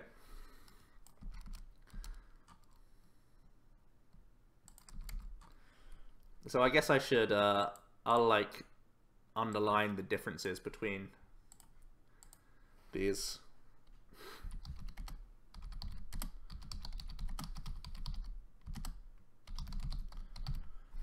So the best thing about playing against friends is that you can test against the matchup you want to test against, so you're not wasting anything. Strengths. Oh no, I've copied and pasted. Oh no, I've been caught. Oh no, that's going to go on all of my slides now. Okay. Hey, I was watching Ben Brode at the time, okay? Cut me some slack. He was quite a distraction. Okay.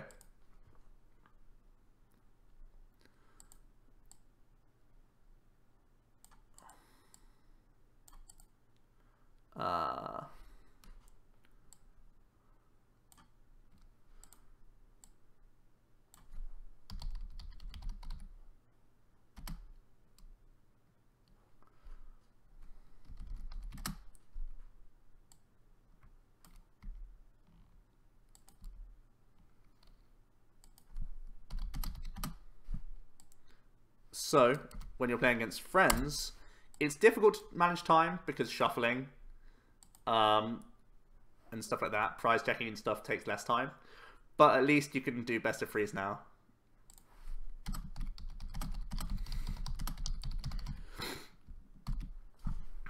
And, yeah, oops.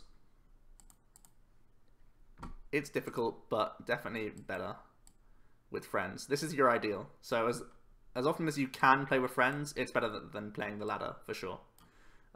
Also, you can rely or are aware of, let's type words,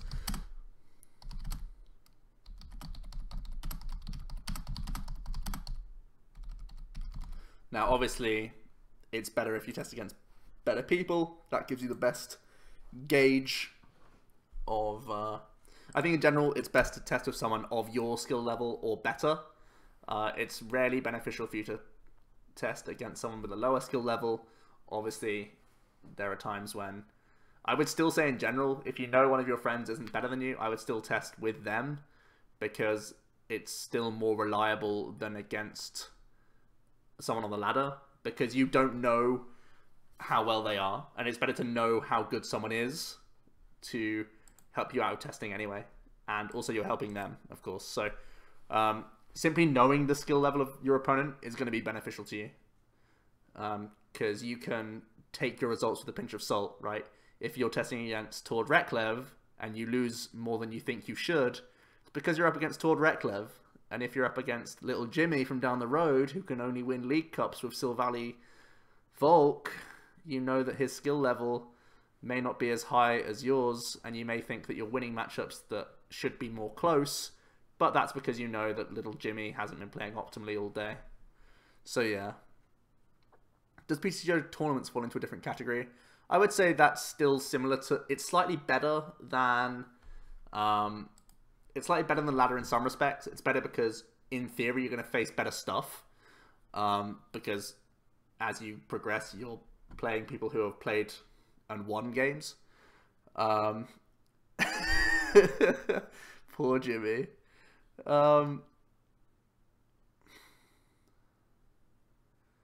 You can usually tell how skilled an online player is by their plays, assuming you know what the best play is.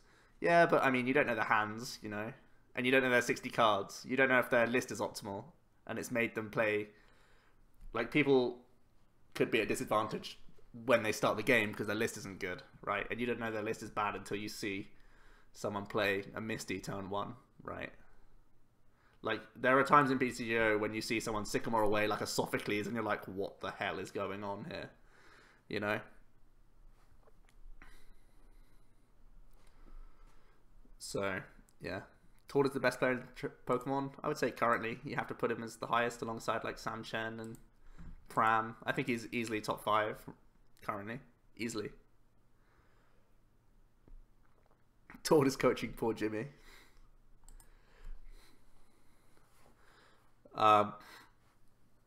The issue, again, with tournament PTGO is that you have a lot of lag time. If you win in 5 minutes, you're still waiting 20 minutes. So that's why I typically don't go for tournaments unless there are insane rewards, but I never care about rewards on PTGO because I open so many codes anyway. I have everything I need. I know that tournaments are a useful resource for people trying to build their collections and stuff like that. That's fine. But I think you'll end up wasting more time if you use the tournament system rather than just the ladder, because you can continually queue up games and you can always be in a game. So it's more time efficient to play the ladder, I would say, more often than not. And actually, I think more good people are on the ladder than they are in the tournament structure, because whenever I have played tournaments, I've faced some wacky stuff, right? Yeah, this will be on YouTube, don't you worry. The whole thing's going on the YouTube. So you'll be able to come back and hop in where you left off. What is the optimal playtest group size? I think any number of friends, just the more the merrier, really. I think it's weird. A testing group, you can have friends within your group that are all testing a similar deck. You can have people within different groups testing different decks. You can have people in different groups testing different decks. And you can come together with your findings, their findings, stuff like that. I think the more discussion, the better, right? Because you can compare your testing to theirs, see what they've found. Basically, you're gaining hours. By talking to people, you're gaining hours of testing that they've done, and they're relaying their information to you. You just have to you have to know about the reliability of their testing. Did they only play 2 games? Did they say this deck is OP, or did they give you a rundown of 20 games that they played? And this is the rundown. This is the notes we've made. These are the changes we've considered. This was the original 60. This is where we've got to now. So it depends on your friends, to be honest. It depends on your testing group. So testing variant 7 taught to people. Talking to people is all about metagaming as well, I think. But we can add it. I don't mind it. Where are we? I need to go right back to the... instead of platforms of testing, I should say... yeah, so it'll come under metagaming. Don't worry. We've got it here. It's under here. We'll get to that. Metagaming was sort of covered under the types of testing, but these are more like step-by-steps. Where are we? Yeah, these are more like step-by-steps rather than actually going into metagaming. So yeah, ladder with friends, or sorry, PTGO with friends. There are definitely some strengths to testing with people. I think it's always better in general because you're not ever facing, you know, fight alone Lucario. You're not ever wasting your hours testing jank that you never really care about, and you know how good your opponent is, be it a good thing or a bad thing. The only issue is, obviously, it's not always practical. Why is this a weakness?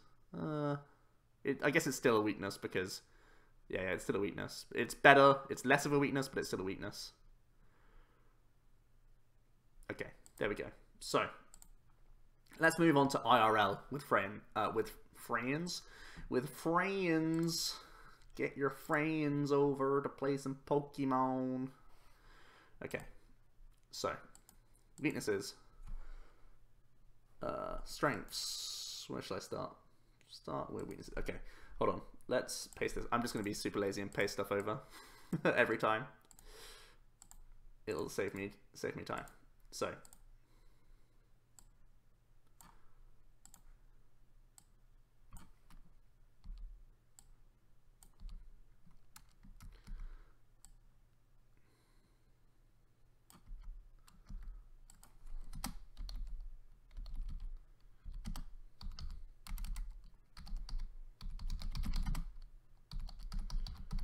So, the speed of game is now mimicking a tournament situation.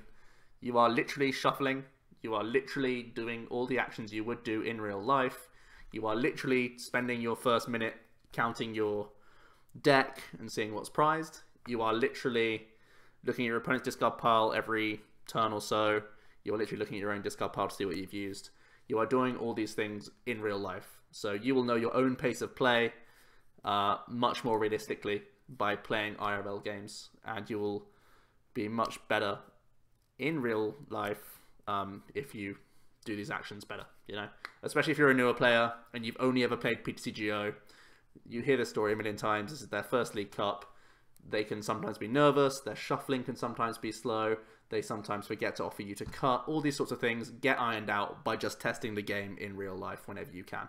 So you naturally get better at all these things just by, you know, it's a rinse and repeat process, just like it would be with anything else in the world ever. So you are reenacting situations, including the possibility to reenact time scenarios. So you can, this is one thing I've rarely ever done with IRL testing, but it's something I want to incorporate. Actually just setting a clock, setting a 50-minute timer, and then getting on with a series of best of 3 and see if it is a win, a loss, or a tie. Oftentimes we will have best of 3 games, but we will let them all conclude.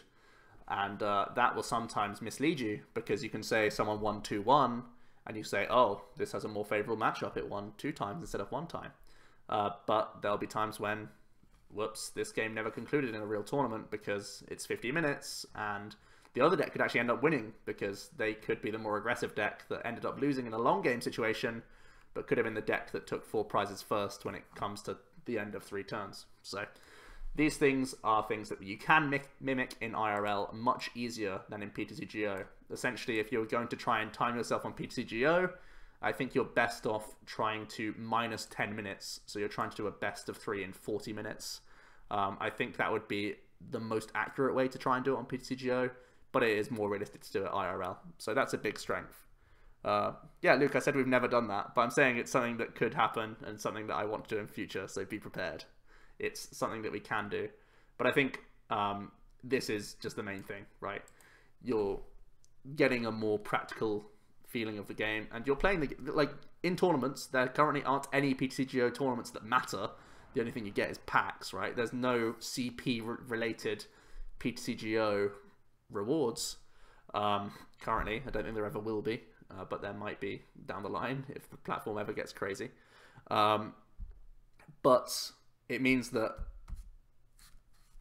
you're actually performing the actions you would be doing in a tournament much more than you would be on PTCGO. So that's something.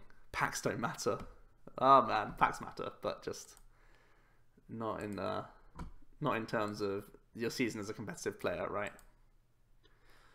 Yeah, so weaknesses, need to coordinate schedules, even more so the case, even more awkward. Yeah, they not only need to, you need to physically be in the same room as them, so that's pretty bad. We can take away some of these issues. There aren't potential bugs unless someone's ill that day. You can test with legal cards is a big thing. Can test for future formats. No one's going to stop you putting out some inked out proxies and shoving in new archetypes. That is one of the times we do the majority of our IRL testing. We do this all the time. Myself, Jack, Luke, Tamau, a few of the other custard creamers and some of the brown sleeves. We oftentimes will proxy decks and test them. That's something you can't do on PTCGO, of course. Also, I guess this comes back to the speed of things, but it is recreating the conditions of real tournament play. And what I mean by this is the timing is right, but you're also doing all the actions. You're doing your prize checking in real life. You're gaining these skills, or you should be prize checking in real life. You're gaining these things that you wouldn't have to do otherwise on PTCGO. What else have I spelt wrong?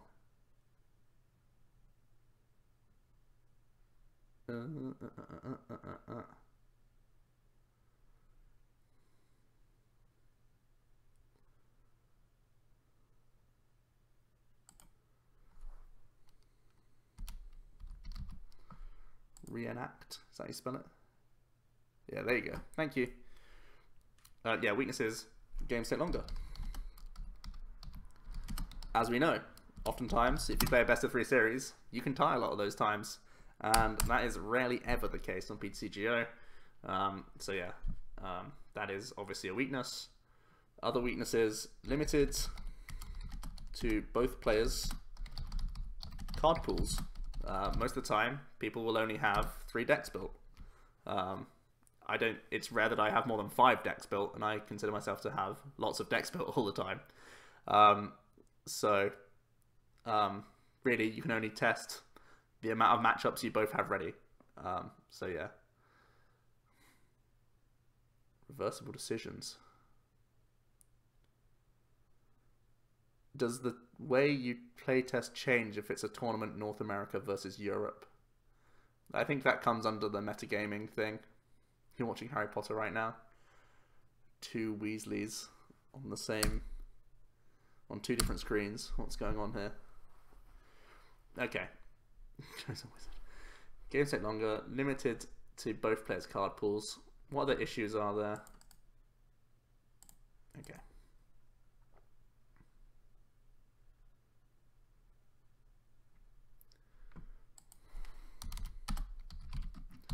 just put that etc.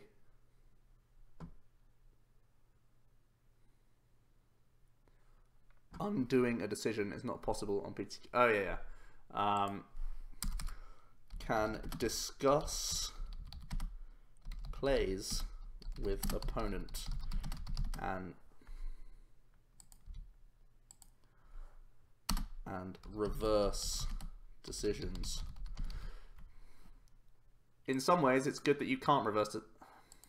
Man, I can't spell. In some ways, it's good that you can't reverse decisions on PTGO because it will, you know, it's you learn a lot more when you're punished for things, right? That's the whole point of punishment.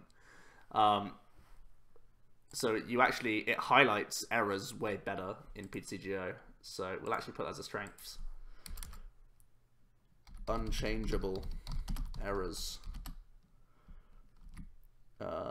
More easily highlights mistakes. That can be, although it's a strength that you can reverse things in real life, it's also, I'm not going to put it as a weakness, but it's just like, they're different strengths, you know what I mean? It's not a weakness that you can't, like, you still can get punished for errors because you'll probably lose the game, but being able to serious gamer range. We all test clown decks. That's just our own testing group. You hit the concede button if you fail. Yeah, I guess, maybe. What other weaknesses are there to IRL testing? I think, honestly, this is a really, like, similar to PTGO testing. I think these are some of the best ways you can do it. One of the weaknesses is, so not only limited to their card pools, both players gain complete knowledge of their deck lists, so begin to play around certain counts of cards. So this is something that doesn't happen when you're playing on PTGO randoms or when you're playing against people in a tournament for the first time. There are oftentimes these moments where literally your win condition is, my goodness, I hope he doesn't play a fourth field blower here. You know what I mean? In a game one situation at the very least. When you're playing in a tournament, you are gaining knowledge of your deck, of their deck, as you go. And that is not the case all the time with IRL. Sometimes you can go to your friend's house and the first time you play a game, it's a brand new experience. But after testing 5 matchups against this deck, you can be looking through the discard pile and saying, oh, I know you only play 7 energy. I guess I just Guzma stall. Whereas in a tournament, you'll be scratching your head over this for ages saying, oh man, I mean, the most common list always played 8, but I've seen he's played a few cards that are slightly different. Is he going to be a guy who cuts this energy to make space for this card? Can I go for this risky line? Will it ever pay off? These sorts of things happen in a tournament setting, in a game one situation. So I think one of the ways you can improve your IRL testing with friends is not actually tell them the 60 that you're playing before you start playing, because then you can recreate a game one situation much better in an actual tournament. So that's an issue. You end up playing around literally your friend's 60 cards, right? Because you gain that knowledge after a game one situation. But sometimes when you're playing against friends, you know they've been playing this deck for ages, or you've been already comparing lists and saying, what's the best way to play Guardy? Oh, I think 2 parallels correct. I think I'll cut a max potion. That's literally what I did for Elite Cup. And then if I was to test with Jack, for example, he could look through my discard pile, see I've used my GX attack and 3 max potions in the bin. He can start going for 2-hit KOs. You know, these sorts of things could start happening if you test IRL with friends. Okay? So there you go.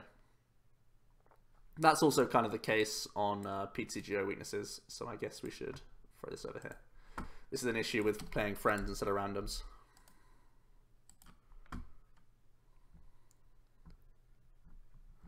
Are you feeling lucky, punk? Yeah, it's, oh god. It's definitely a thing. Definitely a thing that you need to consider in real tournaments. Right. IRL in leagues and small events. So, obviously at this point, if you're confident enough to go to a league or a smaller event with a deck, you've probably already put a good amount of testing in it. But this is still a great testing ground for you to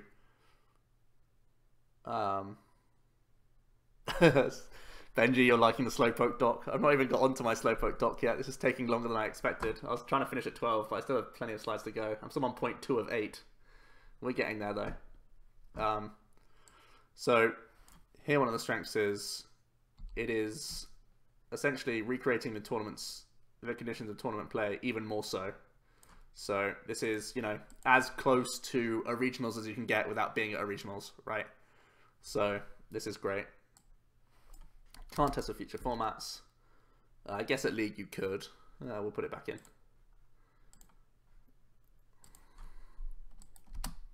At League. You're not always aware of the skill level of your opponent. You can't test specific. I guess you can. KK Rudiger, thanks so much. And also, even. Oh, Matt Slats is hosting for 36 viewers. Thanks so much. Even larger pool of decks to test against, which is very good because that could be an issue with you and your friends. So really what I'm trying to get at is the closer you can get to a tournament situation, the better. That's definitely how I feel about it, because it's a really, like, obvious saying, but perfect practice makes perfect. So the closer you can recreate a tournament, you will be better in actual tournaments. It just makes sense, right? So you probably, I think, this is mainly at League, right? This is where I'm sort of talking about it. I think, obviously, most of the time you'll be with friends when you're at League, but you can make new friends at League, and you can test against a wider variety of decks. So that's really good.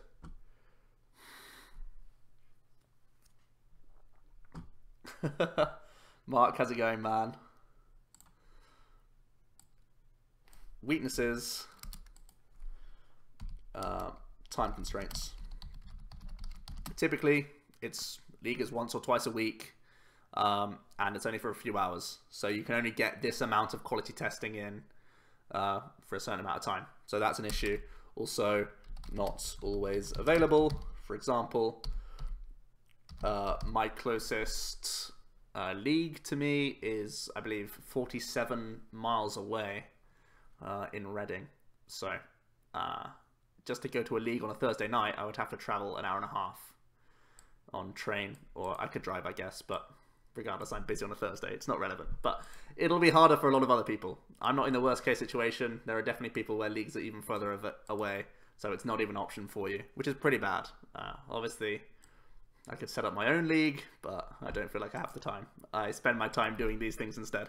But there you go. A huge issue is that leagues aren't always available to you.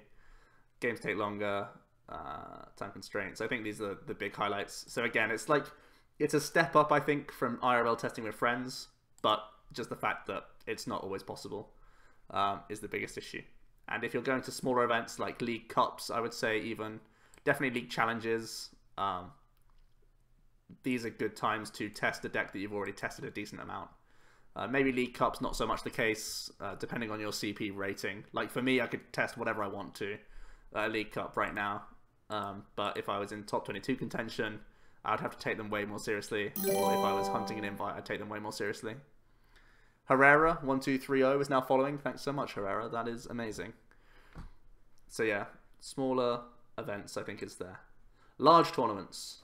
Now, a lot of people don't think of large tournaments as a testing ground, but this is still one of the ways that you can get a huge amount of Pokemon in.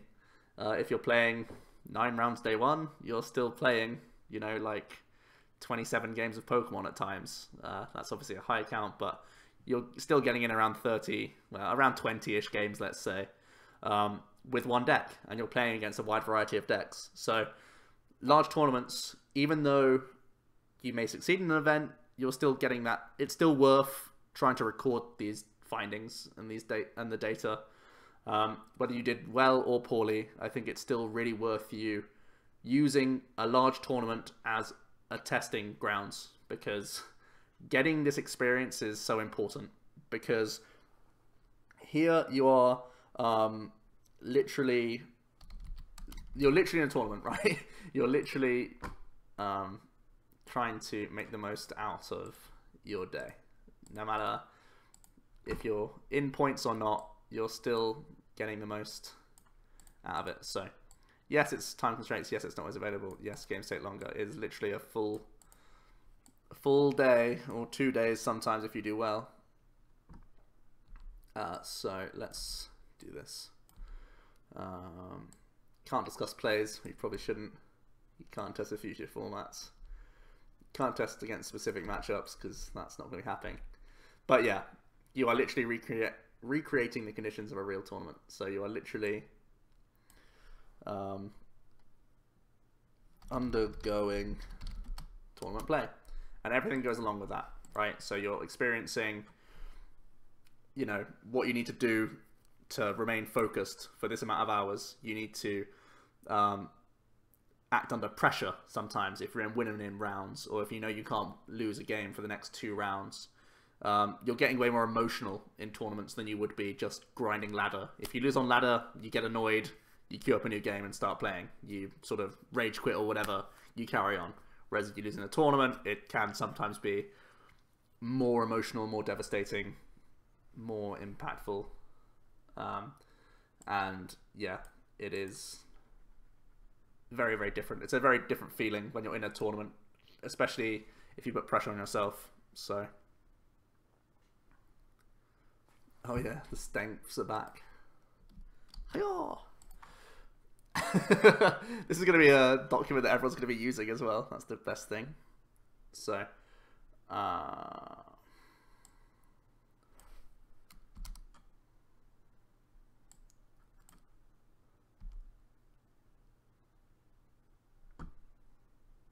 haven't played Greninja.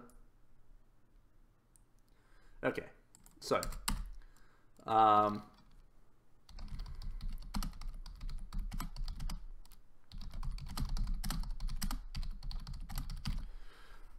you only go plenty of games against your chosen deck. Against tournament ready deck lists. This is what's really important. The people you're playing against, they're not here just to clown around. They're not going to waste your time on PTGO. They're trying to win the whole thing. They're trying to get points. They've got their own goals. They're not just here for the sake of clowning around, unless maybe it's round 1 or 2.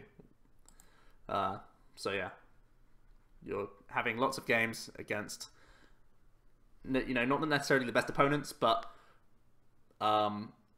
people who have come to the event to try and, you know, get something out of it. They're sometimes, you know, traveling around the world to get to these events. Definitely if they are, you know, the big ones. So yeah, really good. It's the best you can do. I guess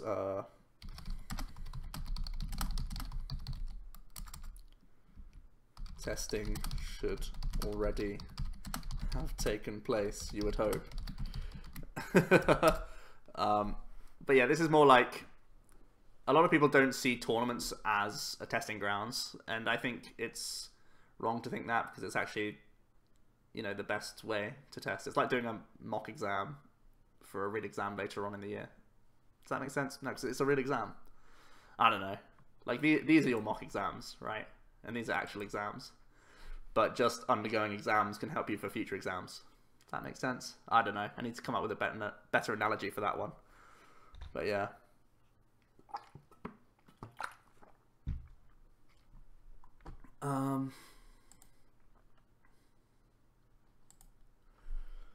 What are the other weaknesses of a large tournament?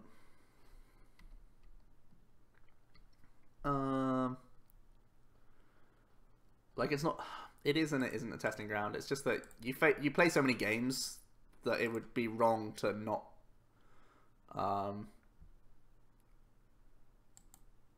it would be wrong to not document them, because it's so much Pokemon that's played, right? So yeah, Yeah, you should be using it for practice, but I'm saying more so, it's more so practice for future events, right? If you're going to play the same archetype again, you can consult those 30 games or so that you had for reference when you start again, right? So, more so a tool to review your deck decision,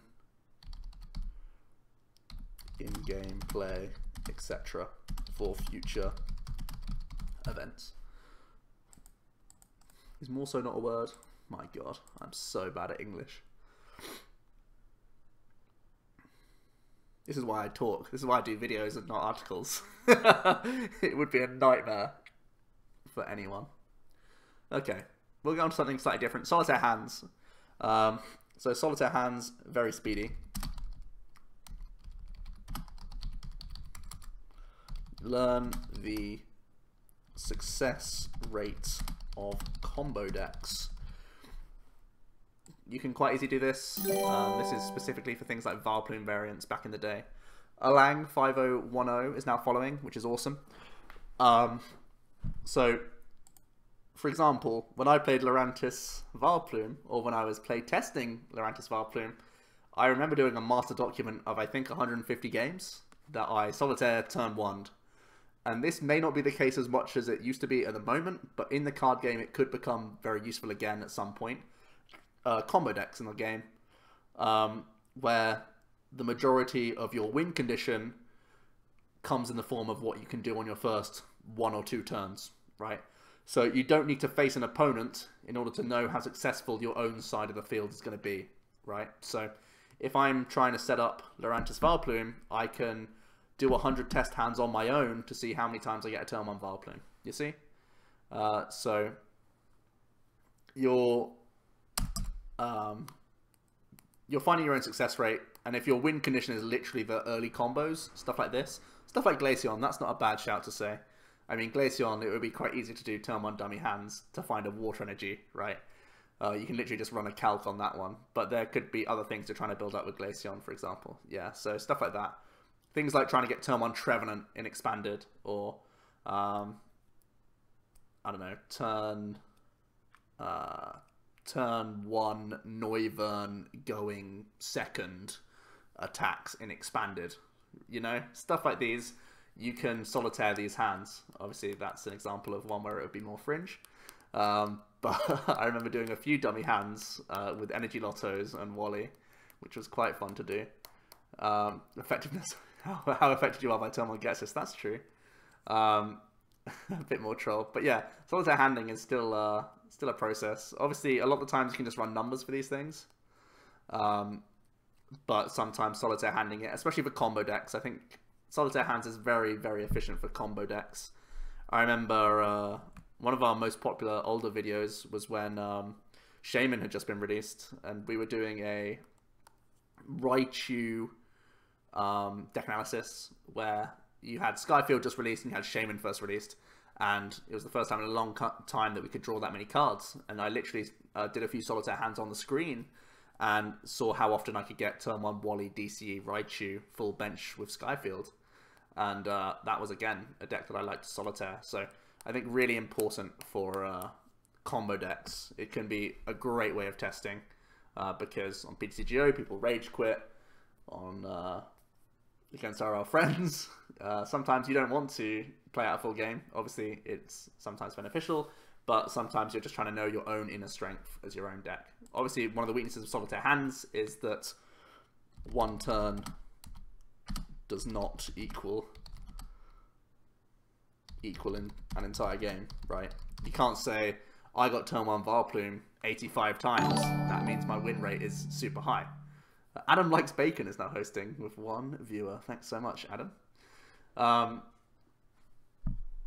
But just seeing the effectiveness of your deck, and you can learn later on how much higher your win rate becomes once you have got the combo, right? You could say, for example, from your own testing, if then you test real games, that, you know, 80% of the time, if you do get the Valplume turn 1, you end up winning. you can see how successful your amount of Vileplume is to calculate a potential win rate, you know? So, does Solitaire equal doing math? There are some things you can't simply calculate very, very easily. Especially with combo decks, right? You also, because there's decision making in combo decks, you need to know sequencing of Acrobikes, Trainers Mails, Ultra Balls, Shamans, and that's something that you can't, that's always different when you're doing it in real life to crunching numbers. But yeah. Alan G, you always like watching these YouTube videos? Yeah, don't worry, it'll be on there. It'll be on there.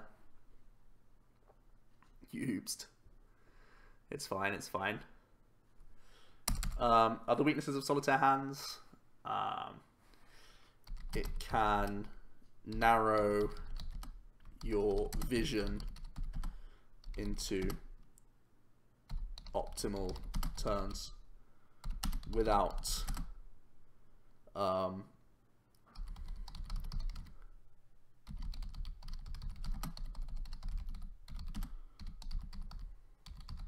so naturally, if you're doing a turn 1 Solitaire hand, you don't know what your opponent's active Pokemon is, you don't know their hand size, did they go first, did they go second, oftentimes you don't have these sorts of things. So, yeah, confirmation bias is also a good one. That's, if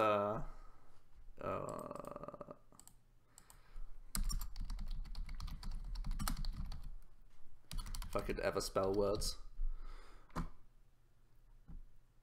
Naming all the cards that Mark misses. Yeah, it does sort of, it's pretty much the same thing we're saying, right? It can narrow your vision into optimal turns. So, yeah, you should adapt your play based on your opponent's board state every time you play a game of Pokemon. Everground Leet is now following, thanks so much. So, for example, there'll be plays you would do in your Solitaire hand. For example, you would, I don't know, attach an energy from your hand to lower your hand size to get more draws from Shaman. This is going back a while, but if your opponent had a Pokemon in the active that can KO your active because you attach this energy, then you wouldn't do in a real tournament, so you get one less draw. So your whole Solitaire process is skewed because you can't play the end that you wanted to play in your Solitaire hand to guarantee you turn 1 because they ended up doing nothing on their first turn, or they ended up on a 1-card hand after their turn 1, for example. All these things change when you're in a real tournament setting. When you're up against an opponent, all these things change. Whereas if your sole purpose is to achieve combo as often as possible, you will make plays to do that you may not be able to do when you're up against an opponent. So it's not ideal for you. These will be just a couple of weaknesses I touch on Solitaire hands. Solitaire games are different. That's when you're playing against yourself. So strengths, play against any matchup.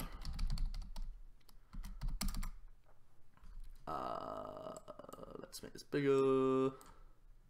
Always available, hopefully.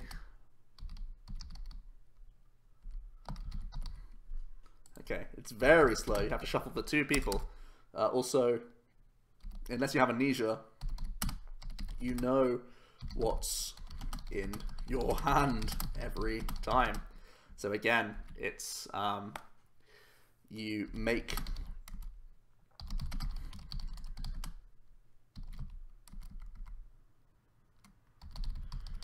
decisions differently. You can try and train yourself out of this by saying, okay, he has a 3-card hand, I want to end him, even though you know that your own hand is 3 cards, and, oh sorry, they have a 3-card hand, I know I don't want to end him.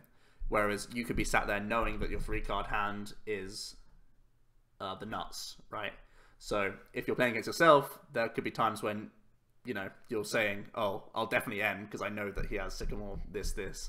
And plays happen that wouldn't happen based on other people's decisions. Now, you try and, oh, God's sake. Cheers, chat. That's the last stank that we have in the slides. Ah, so annoying. Okay. So yeah, decisions are obviously weighted because you know what's going on always. You can try and make this less biased by saying, if they have X amount of cards in hand, I will attempt to N whenever I have the option to N, and things like this. But overall, you have both sides of the coin, right? You know exactly what's going on. So you can play out optimal turns whenever possible, but it doesn't show alternative playstyles as well. So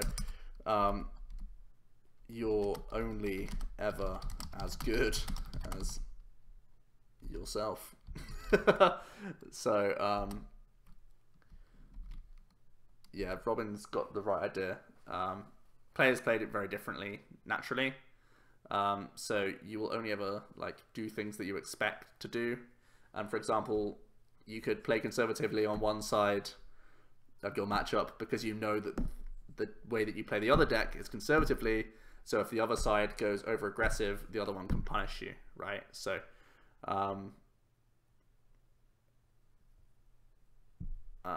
yeah, you only play against your own playstyle of your own way of knowing the deck. Like, everyone has their own concept of what it means to be Gardevoir, right? Some people see it as a tanking stall deck that can build late game. Some people think it's super aggressive, damage output is all there is to the card. Sometimes think it's a mix, all that stuff. Sometimes people prioritize Gallade, keeping it on the board because Premonition does so much for you. Sometimes people see Gallade as just a fighting tag that can deal with Zoroark. You know, all these sorts of things come into play, and it'll make you play differently. So yeah, it's not great, it's very slow, but if there's literally no other options, I would say, like, if you've had a power outage, you're there by candlelight getting some Solitaire games in, why not? You know, why not? You've been tailing against yourself once, the luck sacking. But yeah, also strengths is can playtest new cards decks. PTGO does definitely seem better than this one. I think after this we'll pretty much sum up what I think is optimal for testing. So yeah, that's going to be all the methods. Let's go back up to here. I think priorities are going to be friend battles on PTGO and IRL for certain. I think these are really good. I think these are definitely the best ones, right? These three here are really good. But whenever you can do PTGO is always there for you. So whenever these aren't available, I would say ladder is still amazing for you. So yeah, I think Solitaire games probably waste more time than anything else. Goldfishing is only good in very specific situations. Large tournament isn't really a testing ground, but it's something you can reflect on very efficiently. So really, the more the merrier is always the policy, right? You're never gonna regret testing. A great saying I know is hard work will never betray you, right? So if you're doing any of these things, it's better than not doing any of these things, right? I would personally prioritize friend battles on PTGO and IRL. I'm in a fortunate place where I know lots of different players at this point. I've been pretty much touring the UK playing against all sorts of people, so I have a decent pool of friends to test against. Forces me to not be on the ladder a huge amount of time, but you know, you see me streaming on the ladder all the time. So I do both. But yeah, I think PTGO ladder is still definitely fine. Both of these lets you get a huge amount of games in. So I think in the early stages of your testing, these PTGO in general is probably better than IRL. IRL is obviously good for new decks and new archetypes. So I should probably write this on a slide actually. Let's make a new slide. Where are we? Okay.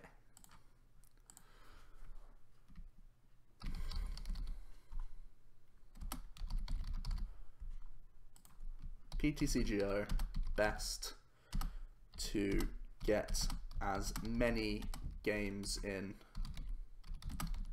as possible in order to get comfortable with the archetype / your list. So when you're trying out Gardevoir for the first time, run some games on the ladder, play some PTGO, then you get a feel for Gardevoir, where to do these sorts of sequencing things, all that stuff. PTGO still feels like the best first testing ground for you. Testing with friends or at league can help. What's the best thing to say? I'm trying to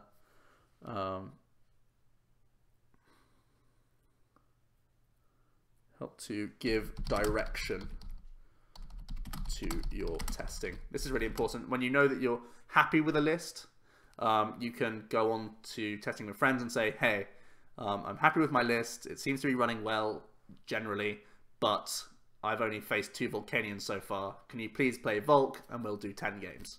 So testing with friends I still think is a really important part of testing in general. Also, Beheum Break as well is now following. Thanks so much. Also, testing IRL is the only way to test with new archetypes.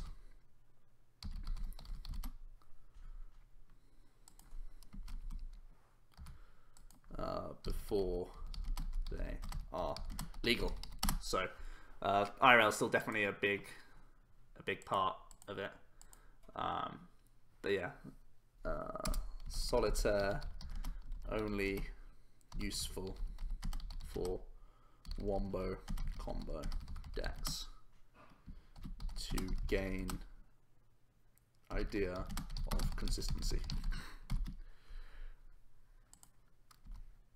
I think that's a good synopsis of testing the different platforms, how you should use them.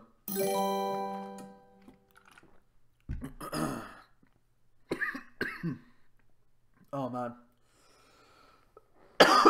Excuse me, dearie me. RL testing, great for making friends. That's also very true.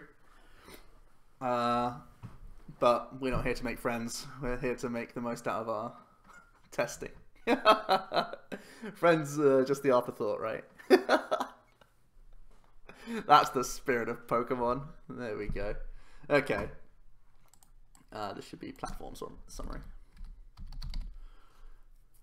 Platform summary.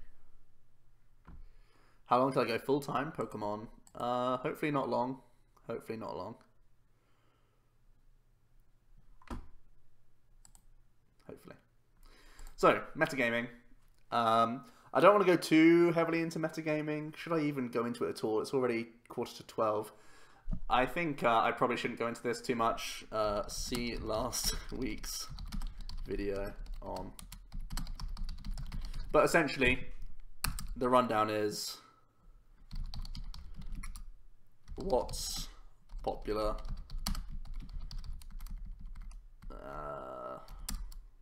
I sort of went into it.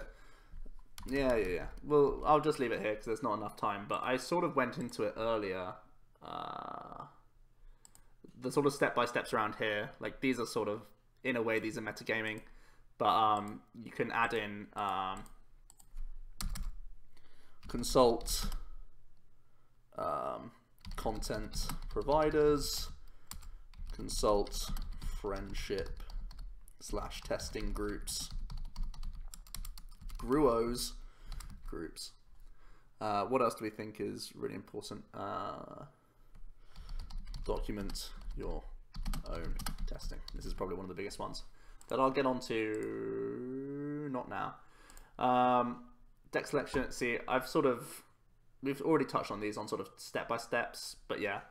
Deck selection, making a shortlist based on your metagame predictions. Shortlist the most viable options for further testing. I would say between 3 and 5 decks. I think I go on the edge of 5 because I feel like I have a lot of time to put into the game. Other people may have less time. So yeah.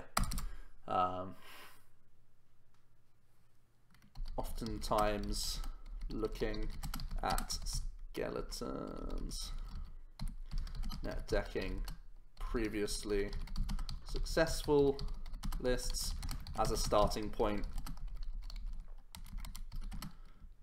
then look for adjustments to the adapting metagame. Very good. That seems fine. I don't want to go too in-depth into these because it's already getting late, but yeah. Oh, I've bundled that in together. That's the same, right? Yeah, it's all fine. You know what's going on. Let's just delete this one.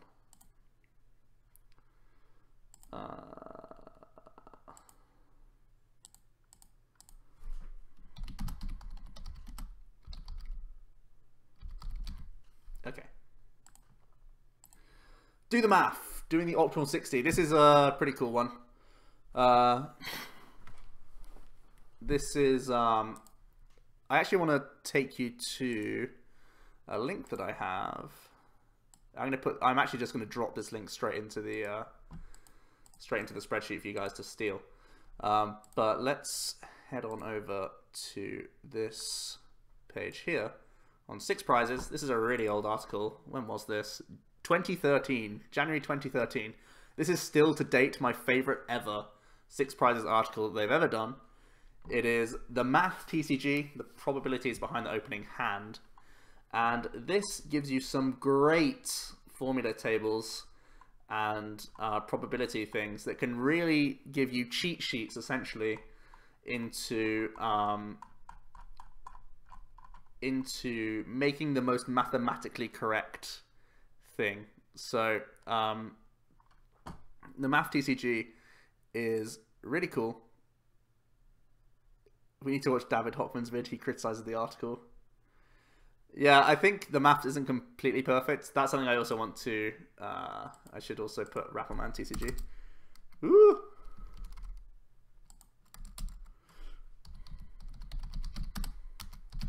I know there is issues with the calculations in here, but I think it's only point percentages, and point percentages are fairly negligible. But Raffleman TCG has really good videos of some probability and such. Yeah, statistic-based videos. But essentially you get some cheat sheet tables of the amount of basic... I think they get useful down here. Further. Application of... I've read this like a bunch of times. Oh yeah, it is double N.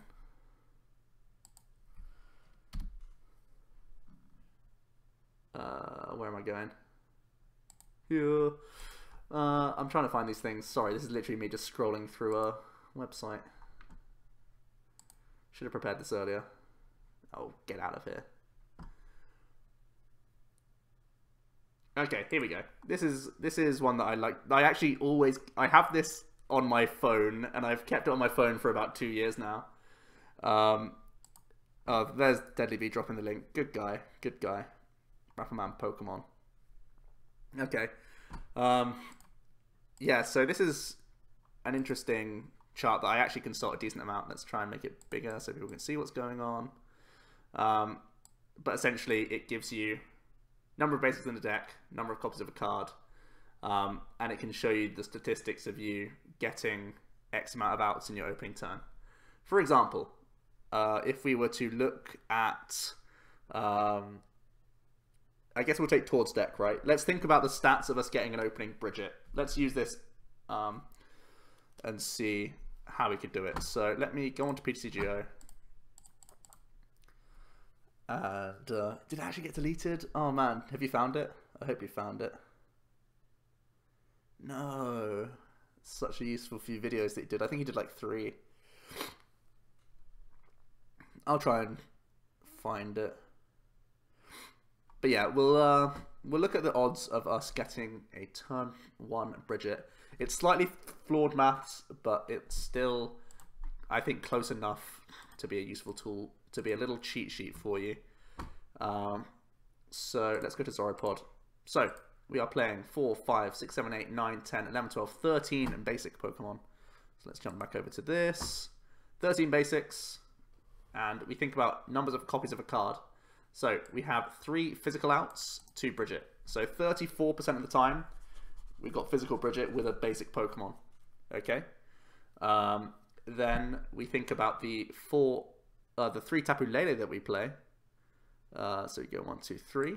That's 6 outs. So 57.89% of the time, we start with a Pokemon and we start with a Tapu Lele. Slightly flawed maths because you could start with a Tapu Lele. So it's between 51 and 58% there. Or sorry, it's between 50. I guess if you have, yeah, it's between 51 and 57% based on your starting Pokemon. And then on top of that, we have 4 Ultra Balls. So that puts us up to 77.80% to find either Ultra Ball, Lele, or one of our 3 Bridget copies. So again, just really quick cheat sheet for finding you a way into a Bridget on turn 1. Very simple stuff. And you can say, well, that 3rd Bridget is just too much. Let's cut one, and then you're dropping your percentage by, you know, slightly more than 4%. Well, exactly 4%, right? So I think you can see why these sorts of stats can change. Time for 4 Bridget. Just push yourself over that 80% mark. Yeah. So yeah, this isn't ideal. There are issues with this chart, but it definitely gives you a flavor of how likely you can be to hit these sorts of things. So for example, if you were to go to 4th Lele, 4th Bridget, we would have 4, 8, 12. We'd have 84-ish%, between 81 and 84% based on your leading of Lele. You do increase your odds of leading Lele, which is pretty bad. But going back to the stats itself, it also gives you cheat sheets of ideal starter as well, I think. You can see I've already downloaded it previously. Ooh, here we go. This is a good one as well. This is another one that I always keep on me. This is always saved on my phone. Number of ideal starters. So if we go back to Zoropod, we have 4, 7, 8 ideal starters, right? Because we don't mind leading with, well, technically the ideal starter, right, is 4. And we have 13 Pokemon, right? 3, 4, 5, 6, 10, 13. So 4 out of 13. We go back to ideal starter. We play 13. Ideal starter 4. So just under 50% of the time, 47.72. We'll start with either Wimpod or Coco. And if we say that Zorua is also a fine outcome, we will have a good starter 78.07% of the time, which is really good. And if you think, if you really want to go like anything but Lele is a good starter, you'll see that we have 10 out of 13. So 88.56% of the time, you won't lead Tapu Lele. So that's pretty good. Yeah, pretty good. Pretty good stuff. You'll see if you increase our Lele count by 1, that's 1 more bad starter. So it's no more ideal starters, but it's 1 more Pokemon on our deck. The percentage actually starts dropping. So pretty simple. If you add a 4th Lele, you're more likely to start Lele. But yeah, it also means that you would be more likely to have Lele in your opening hand. So yeah, there are some interesting counts in there. So this gets really interesting when you start looking at decks that have weird counts, right? Like if I was playing Quad Lapras, I have 4 ideal starters and 1 bad starter. I have 4 Lapras and 1 Wobbuffet. So we have 5 Pokemon in deck and we have 4 ideal starters. We get to 84%. But if we were to say like play a second Wobbuffet, it drops dramatically, right? Drops dramatically. Like there are some really huge jumps. It gets really low difference when you have such a high amount of Pokemon and basics, but the jumps can be pretty severe in different cases. So yeah, this is a really fun one to look at. I really do endorse reading this. Even if the math isn't completely correct, I hope that Rappelman's hasn't been taken down. I hope we can still find that. But this is definitely a good starting point for getting some good stats behind your deck lists. And at the end of the day, Pokemon is literally all about making the most of percentages, winning those small margins, right? And you can think about taking out X number of cards, putting in X number of cards. Like, how different can one Skylar change your odds of hitting a card compared to just playing an extra copy of the item card, you know? Stuff like this can be very, very important for tournament play. It's often something I won't do for every deck. I will do this mainly for decks going into a large-scale tournament. Regionals and for internats, I will try and know as much maths as possible around my own deck, and I sometimes make changes based on that.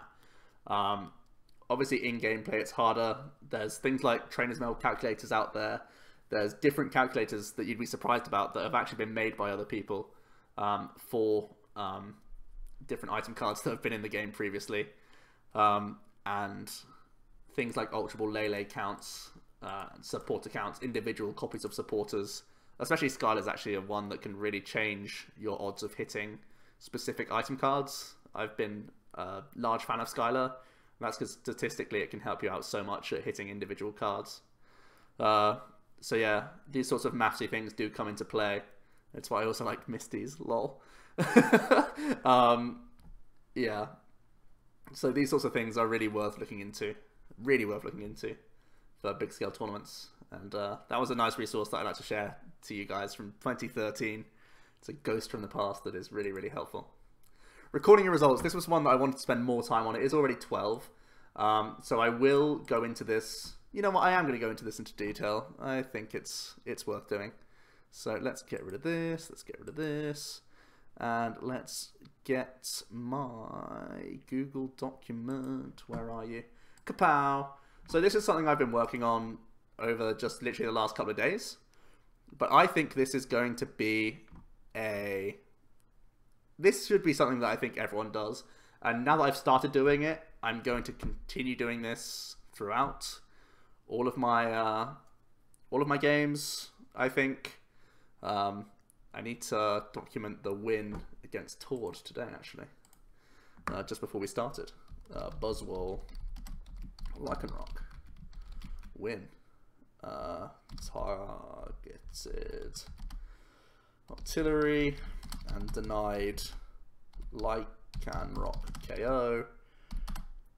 Buzzwoles easily in O-hit KO range in late game. Nice. So, you can see what I'm doing here. I'm literally documenting what I faced against, did I win or lose, and having a few notes about the matchup itself. So when I have reference points later on, you can see how I won, did I get lucky, stuff like this. You can make this as extensive or as minimalistic as you like. I would say the more detail is often the better. Taught. Yeah, maybe I should write that down. I don't know though. I don't know. I'd say outskilled. But yeah, this is definitely making the most out of every game you play. How many times have you spent mindlessly 4 hours on PTCGO on a Sunday afternoon and you end up remembering one salty game that you played against, you know, some random BS deck, and you slam your computer down saying, "Ah, I hate this deck now. I can't believe I lost to that absolute garbage. That deck is off the table. I'm not playing it ever again." And it can happen, you know, of course it can happen. But if you take the most pragmatic view you can, that is in stats alone. And PTCGO is very good at giving you a simple win-loss percentage. That's something. But that's obviously not the whole story. You can change your deck and edit it, and you can have differences in wins and losses, but you don't know anything about those wins and losses. Did I face a number of good matchups? I can't remember anymore. This was 30 games ago. But if I go back and look at my spreadsheet, I can say, okay, I have a large amount of losses, but I faced a lot of bad matchups for the 30 games that I have played, or my early list was more experimental, now it's getting better. You can see this as an adapting process. And that's what's really important. It also means that once you have got down to, for example, my Desi Zoro, this is one I've put the most games in. I literally started this on Friday? Started this on Wednesday. I've got a decent amount of games in with a bunch of different stuff. How many Gardi? 11. Bulu. Yeah, I've had a decent amount of games with a bunch of different stuff. But my aim is going to be getting... I need to make a new tab for Raticate.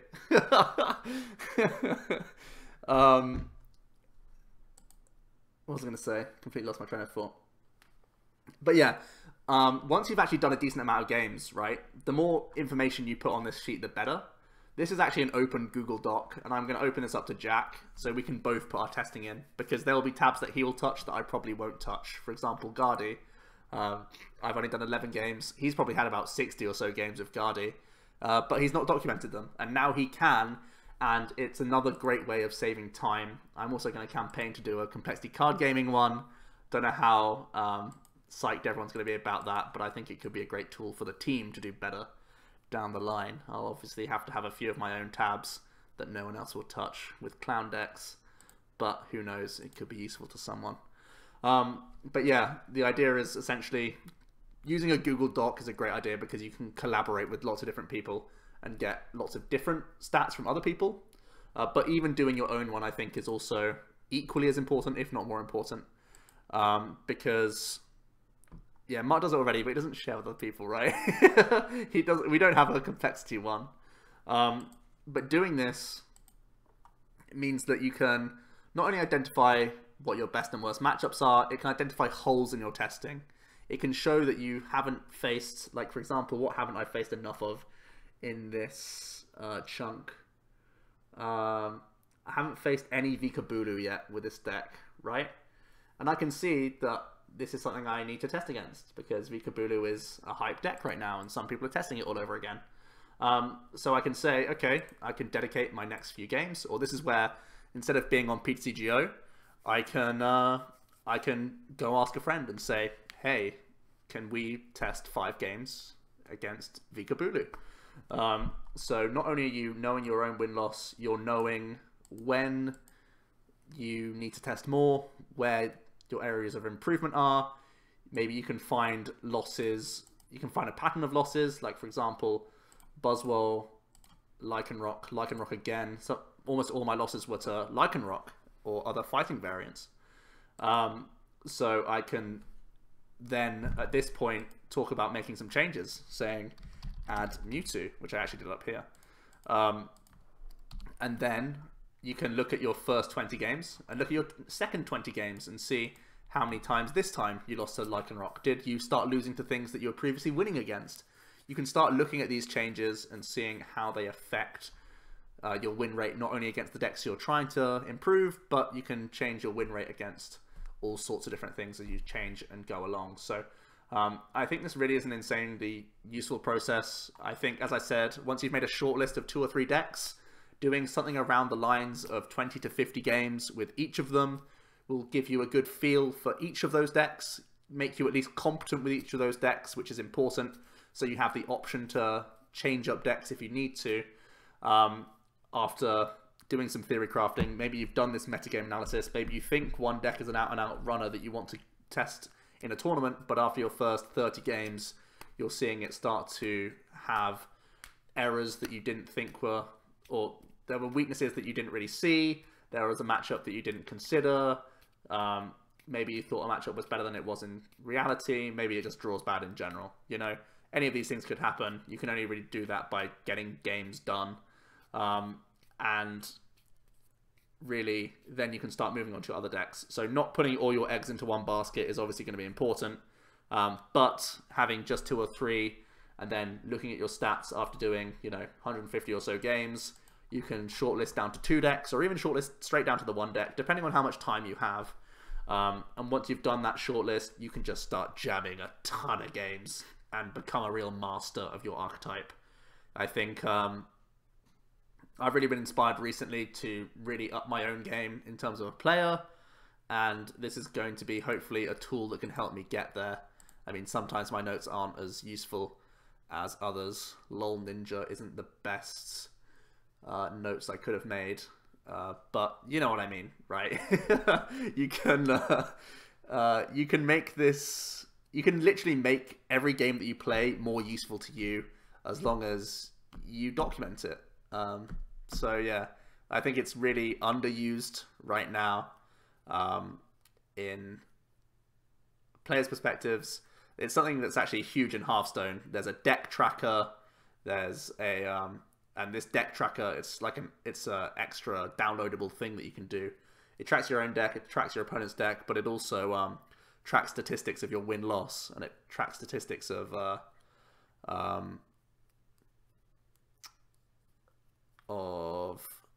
what you played every time, and different win-loss against all of those things. It's such an amazing app. I would literally marry the man who came up with that. If they did it for PTCGO, it would just be so insanely good. So yeah, add some first or second things. Exactly. So Danny, we can now head on back to this and put in what we think is most important into our results. So what we faced, win-loss, prizes taken by both players. Like, we can go as extensive as we want. Who went first, second, general synopsis,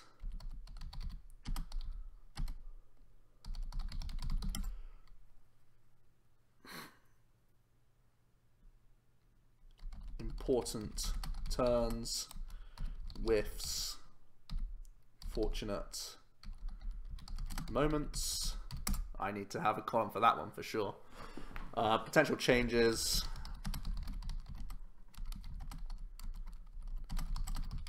What else do we think? Number of best possible top decks. I think that's really difficult on a certain turn. That's really difficult to do. I also think one that will really help teach good habits is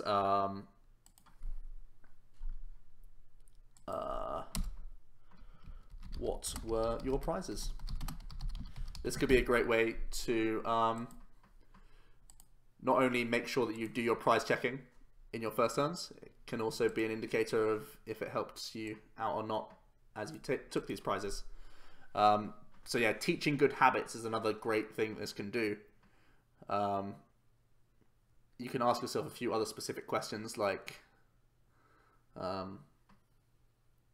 candy stacking. These variance things should shake out. That's true, but you can say that you can still attribute a loss to, you know, I can't believe I missed DCE for the first 22 cards on my deck, Winky Face Tord. He still won. But you can add these things into your synopsis. Like I said, I'm not saying you put all of these into yours. Make it work for you. Put as much stuff in as possible, or as much stuff you think is relevant to make this as useful as a document as possible to yourself. Made a misplay. That's true. Avenues of play. Opponent's play style.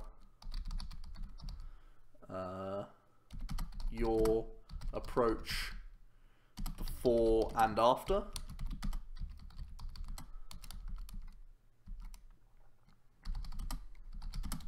You can even document, like, for example, you can think what your game plan was going into the game against the archetype. Definitely after like 30 or so games, you see your opponent flip over a Volk, and you normally have a game plan of like, okay, I've played Volcanion before. This is how I think I can beat Volcanion with my deck, right?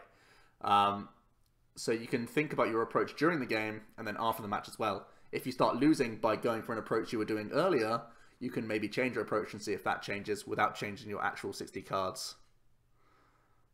Played a bad deck column. Never lucky. But I honestly think this is definitely like, if there's anything to take home. I know I've spent a long time on the different platforms of testing. I think that is also really important because it does, you know, save you time overall. Just ignore you. Man, I'm trying to do so much here. Where's your thing? Ah, where are you? Where are you? What I started with? Oh, what I started with. Okay. Yeah, what you started with can do that, but you can also just do the stats thing, right? You can look at your stats for that. For sure. I'll put it down just for you, Jake. Who went first? Lead Pokemon.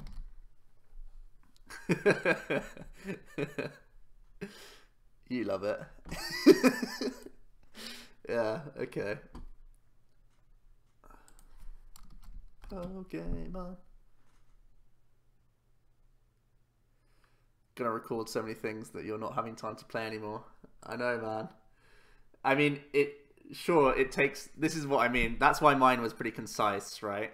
Because it takes like maybe a minute after each game for me to just pop out, type these things in, blah, blah, blah, move on to the next game. But depending on how experienced you are with your deck, or how in-depth you want to go with all these things, how much you can remember as well. Sometimes these can simply be cues. Like I could think back to a certain game and think, oh, I remember this. I was actually playing against this person and I can remember the game fluently. Or not, as the case may be. Depends on you as a person, right? Like here I've counted how many Decidueyes I got out because basically I was comparing a no candy list to a candy list.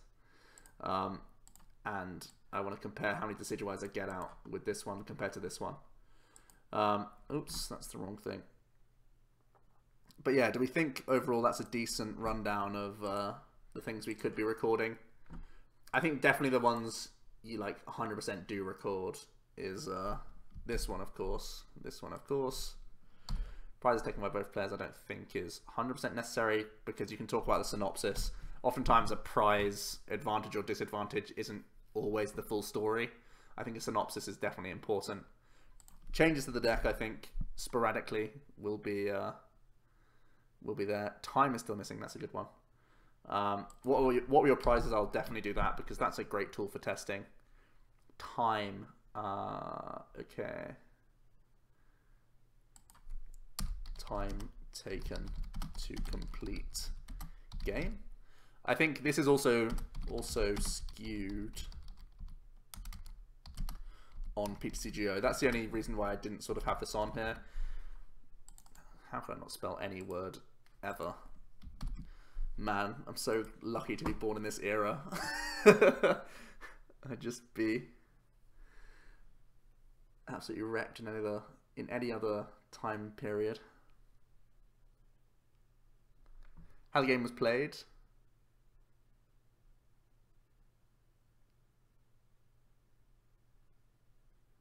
Record your strengths.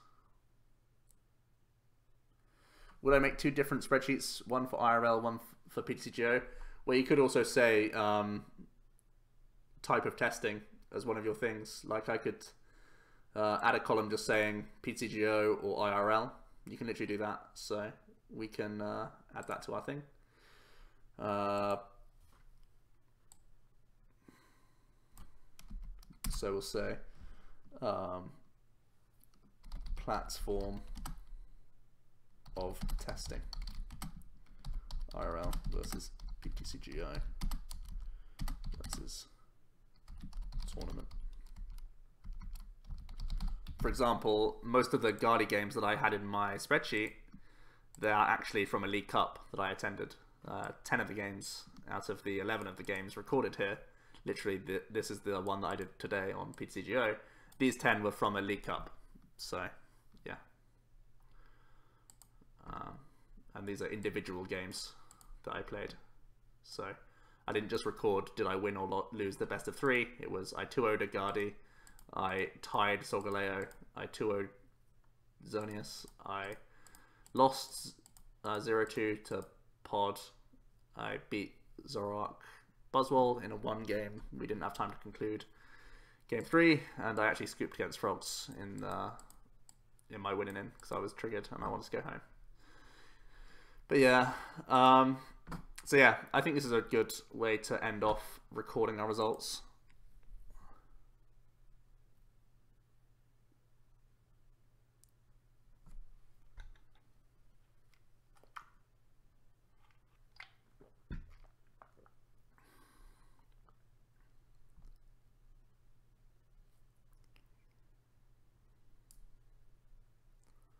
Red Shark. Yeah, Red Shark was one of the things. I think playtcg.me was something I used as well, a bunch. Yeah, Benji, my last night's notes were pretty... I mean, Greninja's one of the most annoying ones to write notes for, right? Because it's just Exodia when it gets going. When I go full-time on Pokemon, am I going to build a super team? I don't know, man. I think a lot of it will be PTCGO testing, but whoever's free and available, I'll test with. Yeah, playtcg.me came much later than Red Shark, but I wasn't playing back in those days, boy. Okay, so the last point I have, it's already coming up to half 12, but making changes. I think this is something that you can only do after a certain amount of games. So I think after 20 games playing the same 60, oftentimes a successful net deck / skeleton. Identify losses, find patterns, identify cards to help the matchup if possible. Identify flexible cards within the list. By this I mean maybe they're situational cards, maybe they are cards that were more important for the tournament itself that may be less important now. For example, if someone was playing a Giratina promo for one event, maybe you want to take it out because it's in a worse position. Or maybe you want to fit a Giratina promo in because the tournament deems it.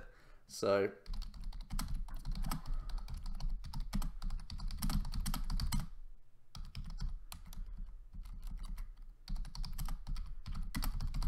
for example, if I was going to play Silvally Metals in Leipzig, I would be playing a Giratina promo in my list because I feel having an auto loss to Frogs and Buzzwole is too many auto losses to take, or too many bad matchups, I should say. I hate using the term auto losses. Having too many bad matchups, or having those 2 specific bad matchups, is too many to have, even because Volcanion is less than 50%. So I think there are definitely techs you have to think about for certain tournaments that you need to make spaces for, and identifying flexible cards is going to be important so that you can make the most painless cuts possible, and then test changes against the archetype types you are trying to tech against, plus continue to test against other decks in general to see if your deck is still working. Maybe you had to cut an important consistency card. Maybe the only slot you saw was your 3rd Bridget that now goes down to 2 Bridget because you had to fit in a Giratina promo or a 3rd Glycopod or a 3rd Energy or a Max Potion or whatever you're trying to add to your deck. See if losing that small percentage, going back to do the maths, if any of that changes the overall outcome of your games, not only against the archetype you're trying to target or trying to improve against, but also against the general consensus. So really making changes, I think you can only really establish that once you know the deck itself.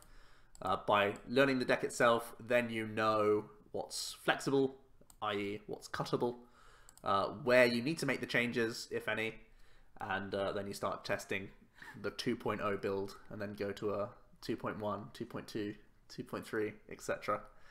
And keep molding until you make the optimal 60. But yeah, a lot of talking, guys. I didn't realize that this would take this long. I thought I'd cover a few hours, but yeah, we actually got even beyond 12. So clearly it's a topic that's been on my mind. I'm really gonna try hard to make the most out of my own testing, and hopefully by taking some tips and tricks along the way today, you will do the most. I think overall the synopsis is going to be this little cheat sheet thing. Recording your games is the big take home for me. You will definitely see better results from doing this, I think, because it really does improve your information available to you, and essentially you're always, the more informed your decision can be before an event, the better your decision is going to be. That's just a simple fact. And from there, testing is always the right way to go. Whenever you can grind games, just do it. If you have friends around, start nagging friends. If they're Pokemon friends, they're probably going to want to test with you. Everyone is looking for games. I can't remember where I put mine. Yeah, here's my summary. Yeah, whenever you can test with friends, I think it's good. IRL is good. And PTGO for filling the gaps and definitely getting a feel in the early, maybe your first 20 games should almost always be on PTGO, I would say, in many ways, just to get a feel for your deck and start seeing how it functions. If it's something you want to pursue even further, that's when you start going to friends, figuring out specific matchups.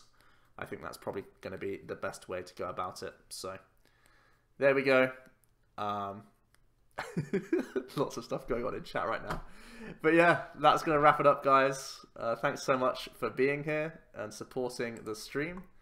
We kept around 70 odd throughout most of that, and I really do appreciate it because we are getting close to being partners, which is really exciting. So hopefully you guys all enjoyed this big old discussion about making testing work for you, and like I said, hopefully there's a few things you can take home from that and improve your own testing.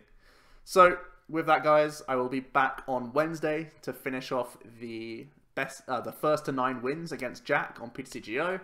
Should be a lot of fun. I still have some rogue decks. That is definitely not an efficient way to do testing, but hey, it's entertainment for you guys, and having bragging rights over Jack is worth more than 10 hours of testing, in my opinion. So there we go. From there, I'll be knuckling down and testing for Leipzig, I promise. And actually, I think the week after that, maybe, actually, I think I'll probably, I might stream later on this week. I think I've got Friday free, so I'll probably stream Friday as well. And I also need to do a full set review, because I think we'll be getting the full set by the end of this week.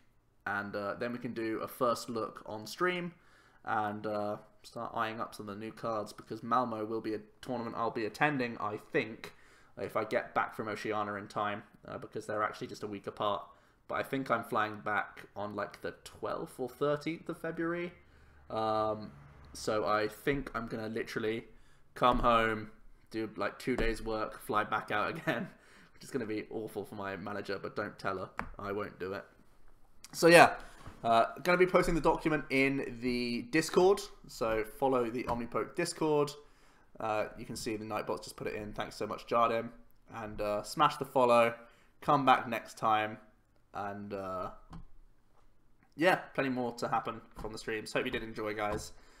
This document will be available to you in Discord, so see you there. Cheers.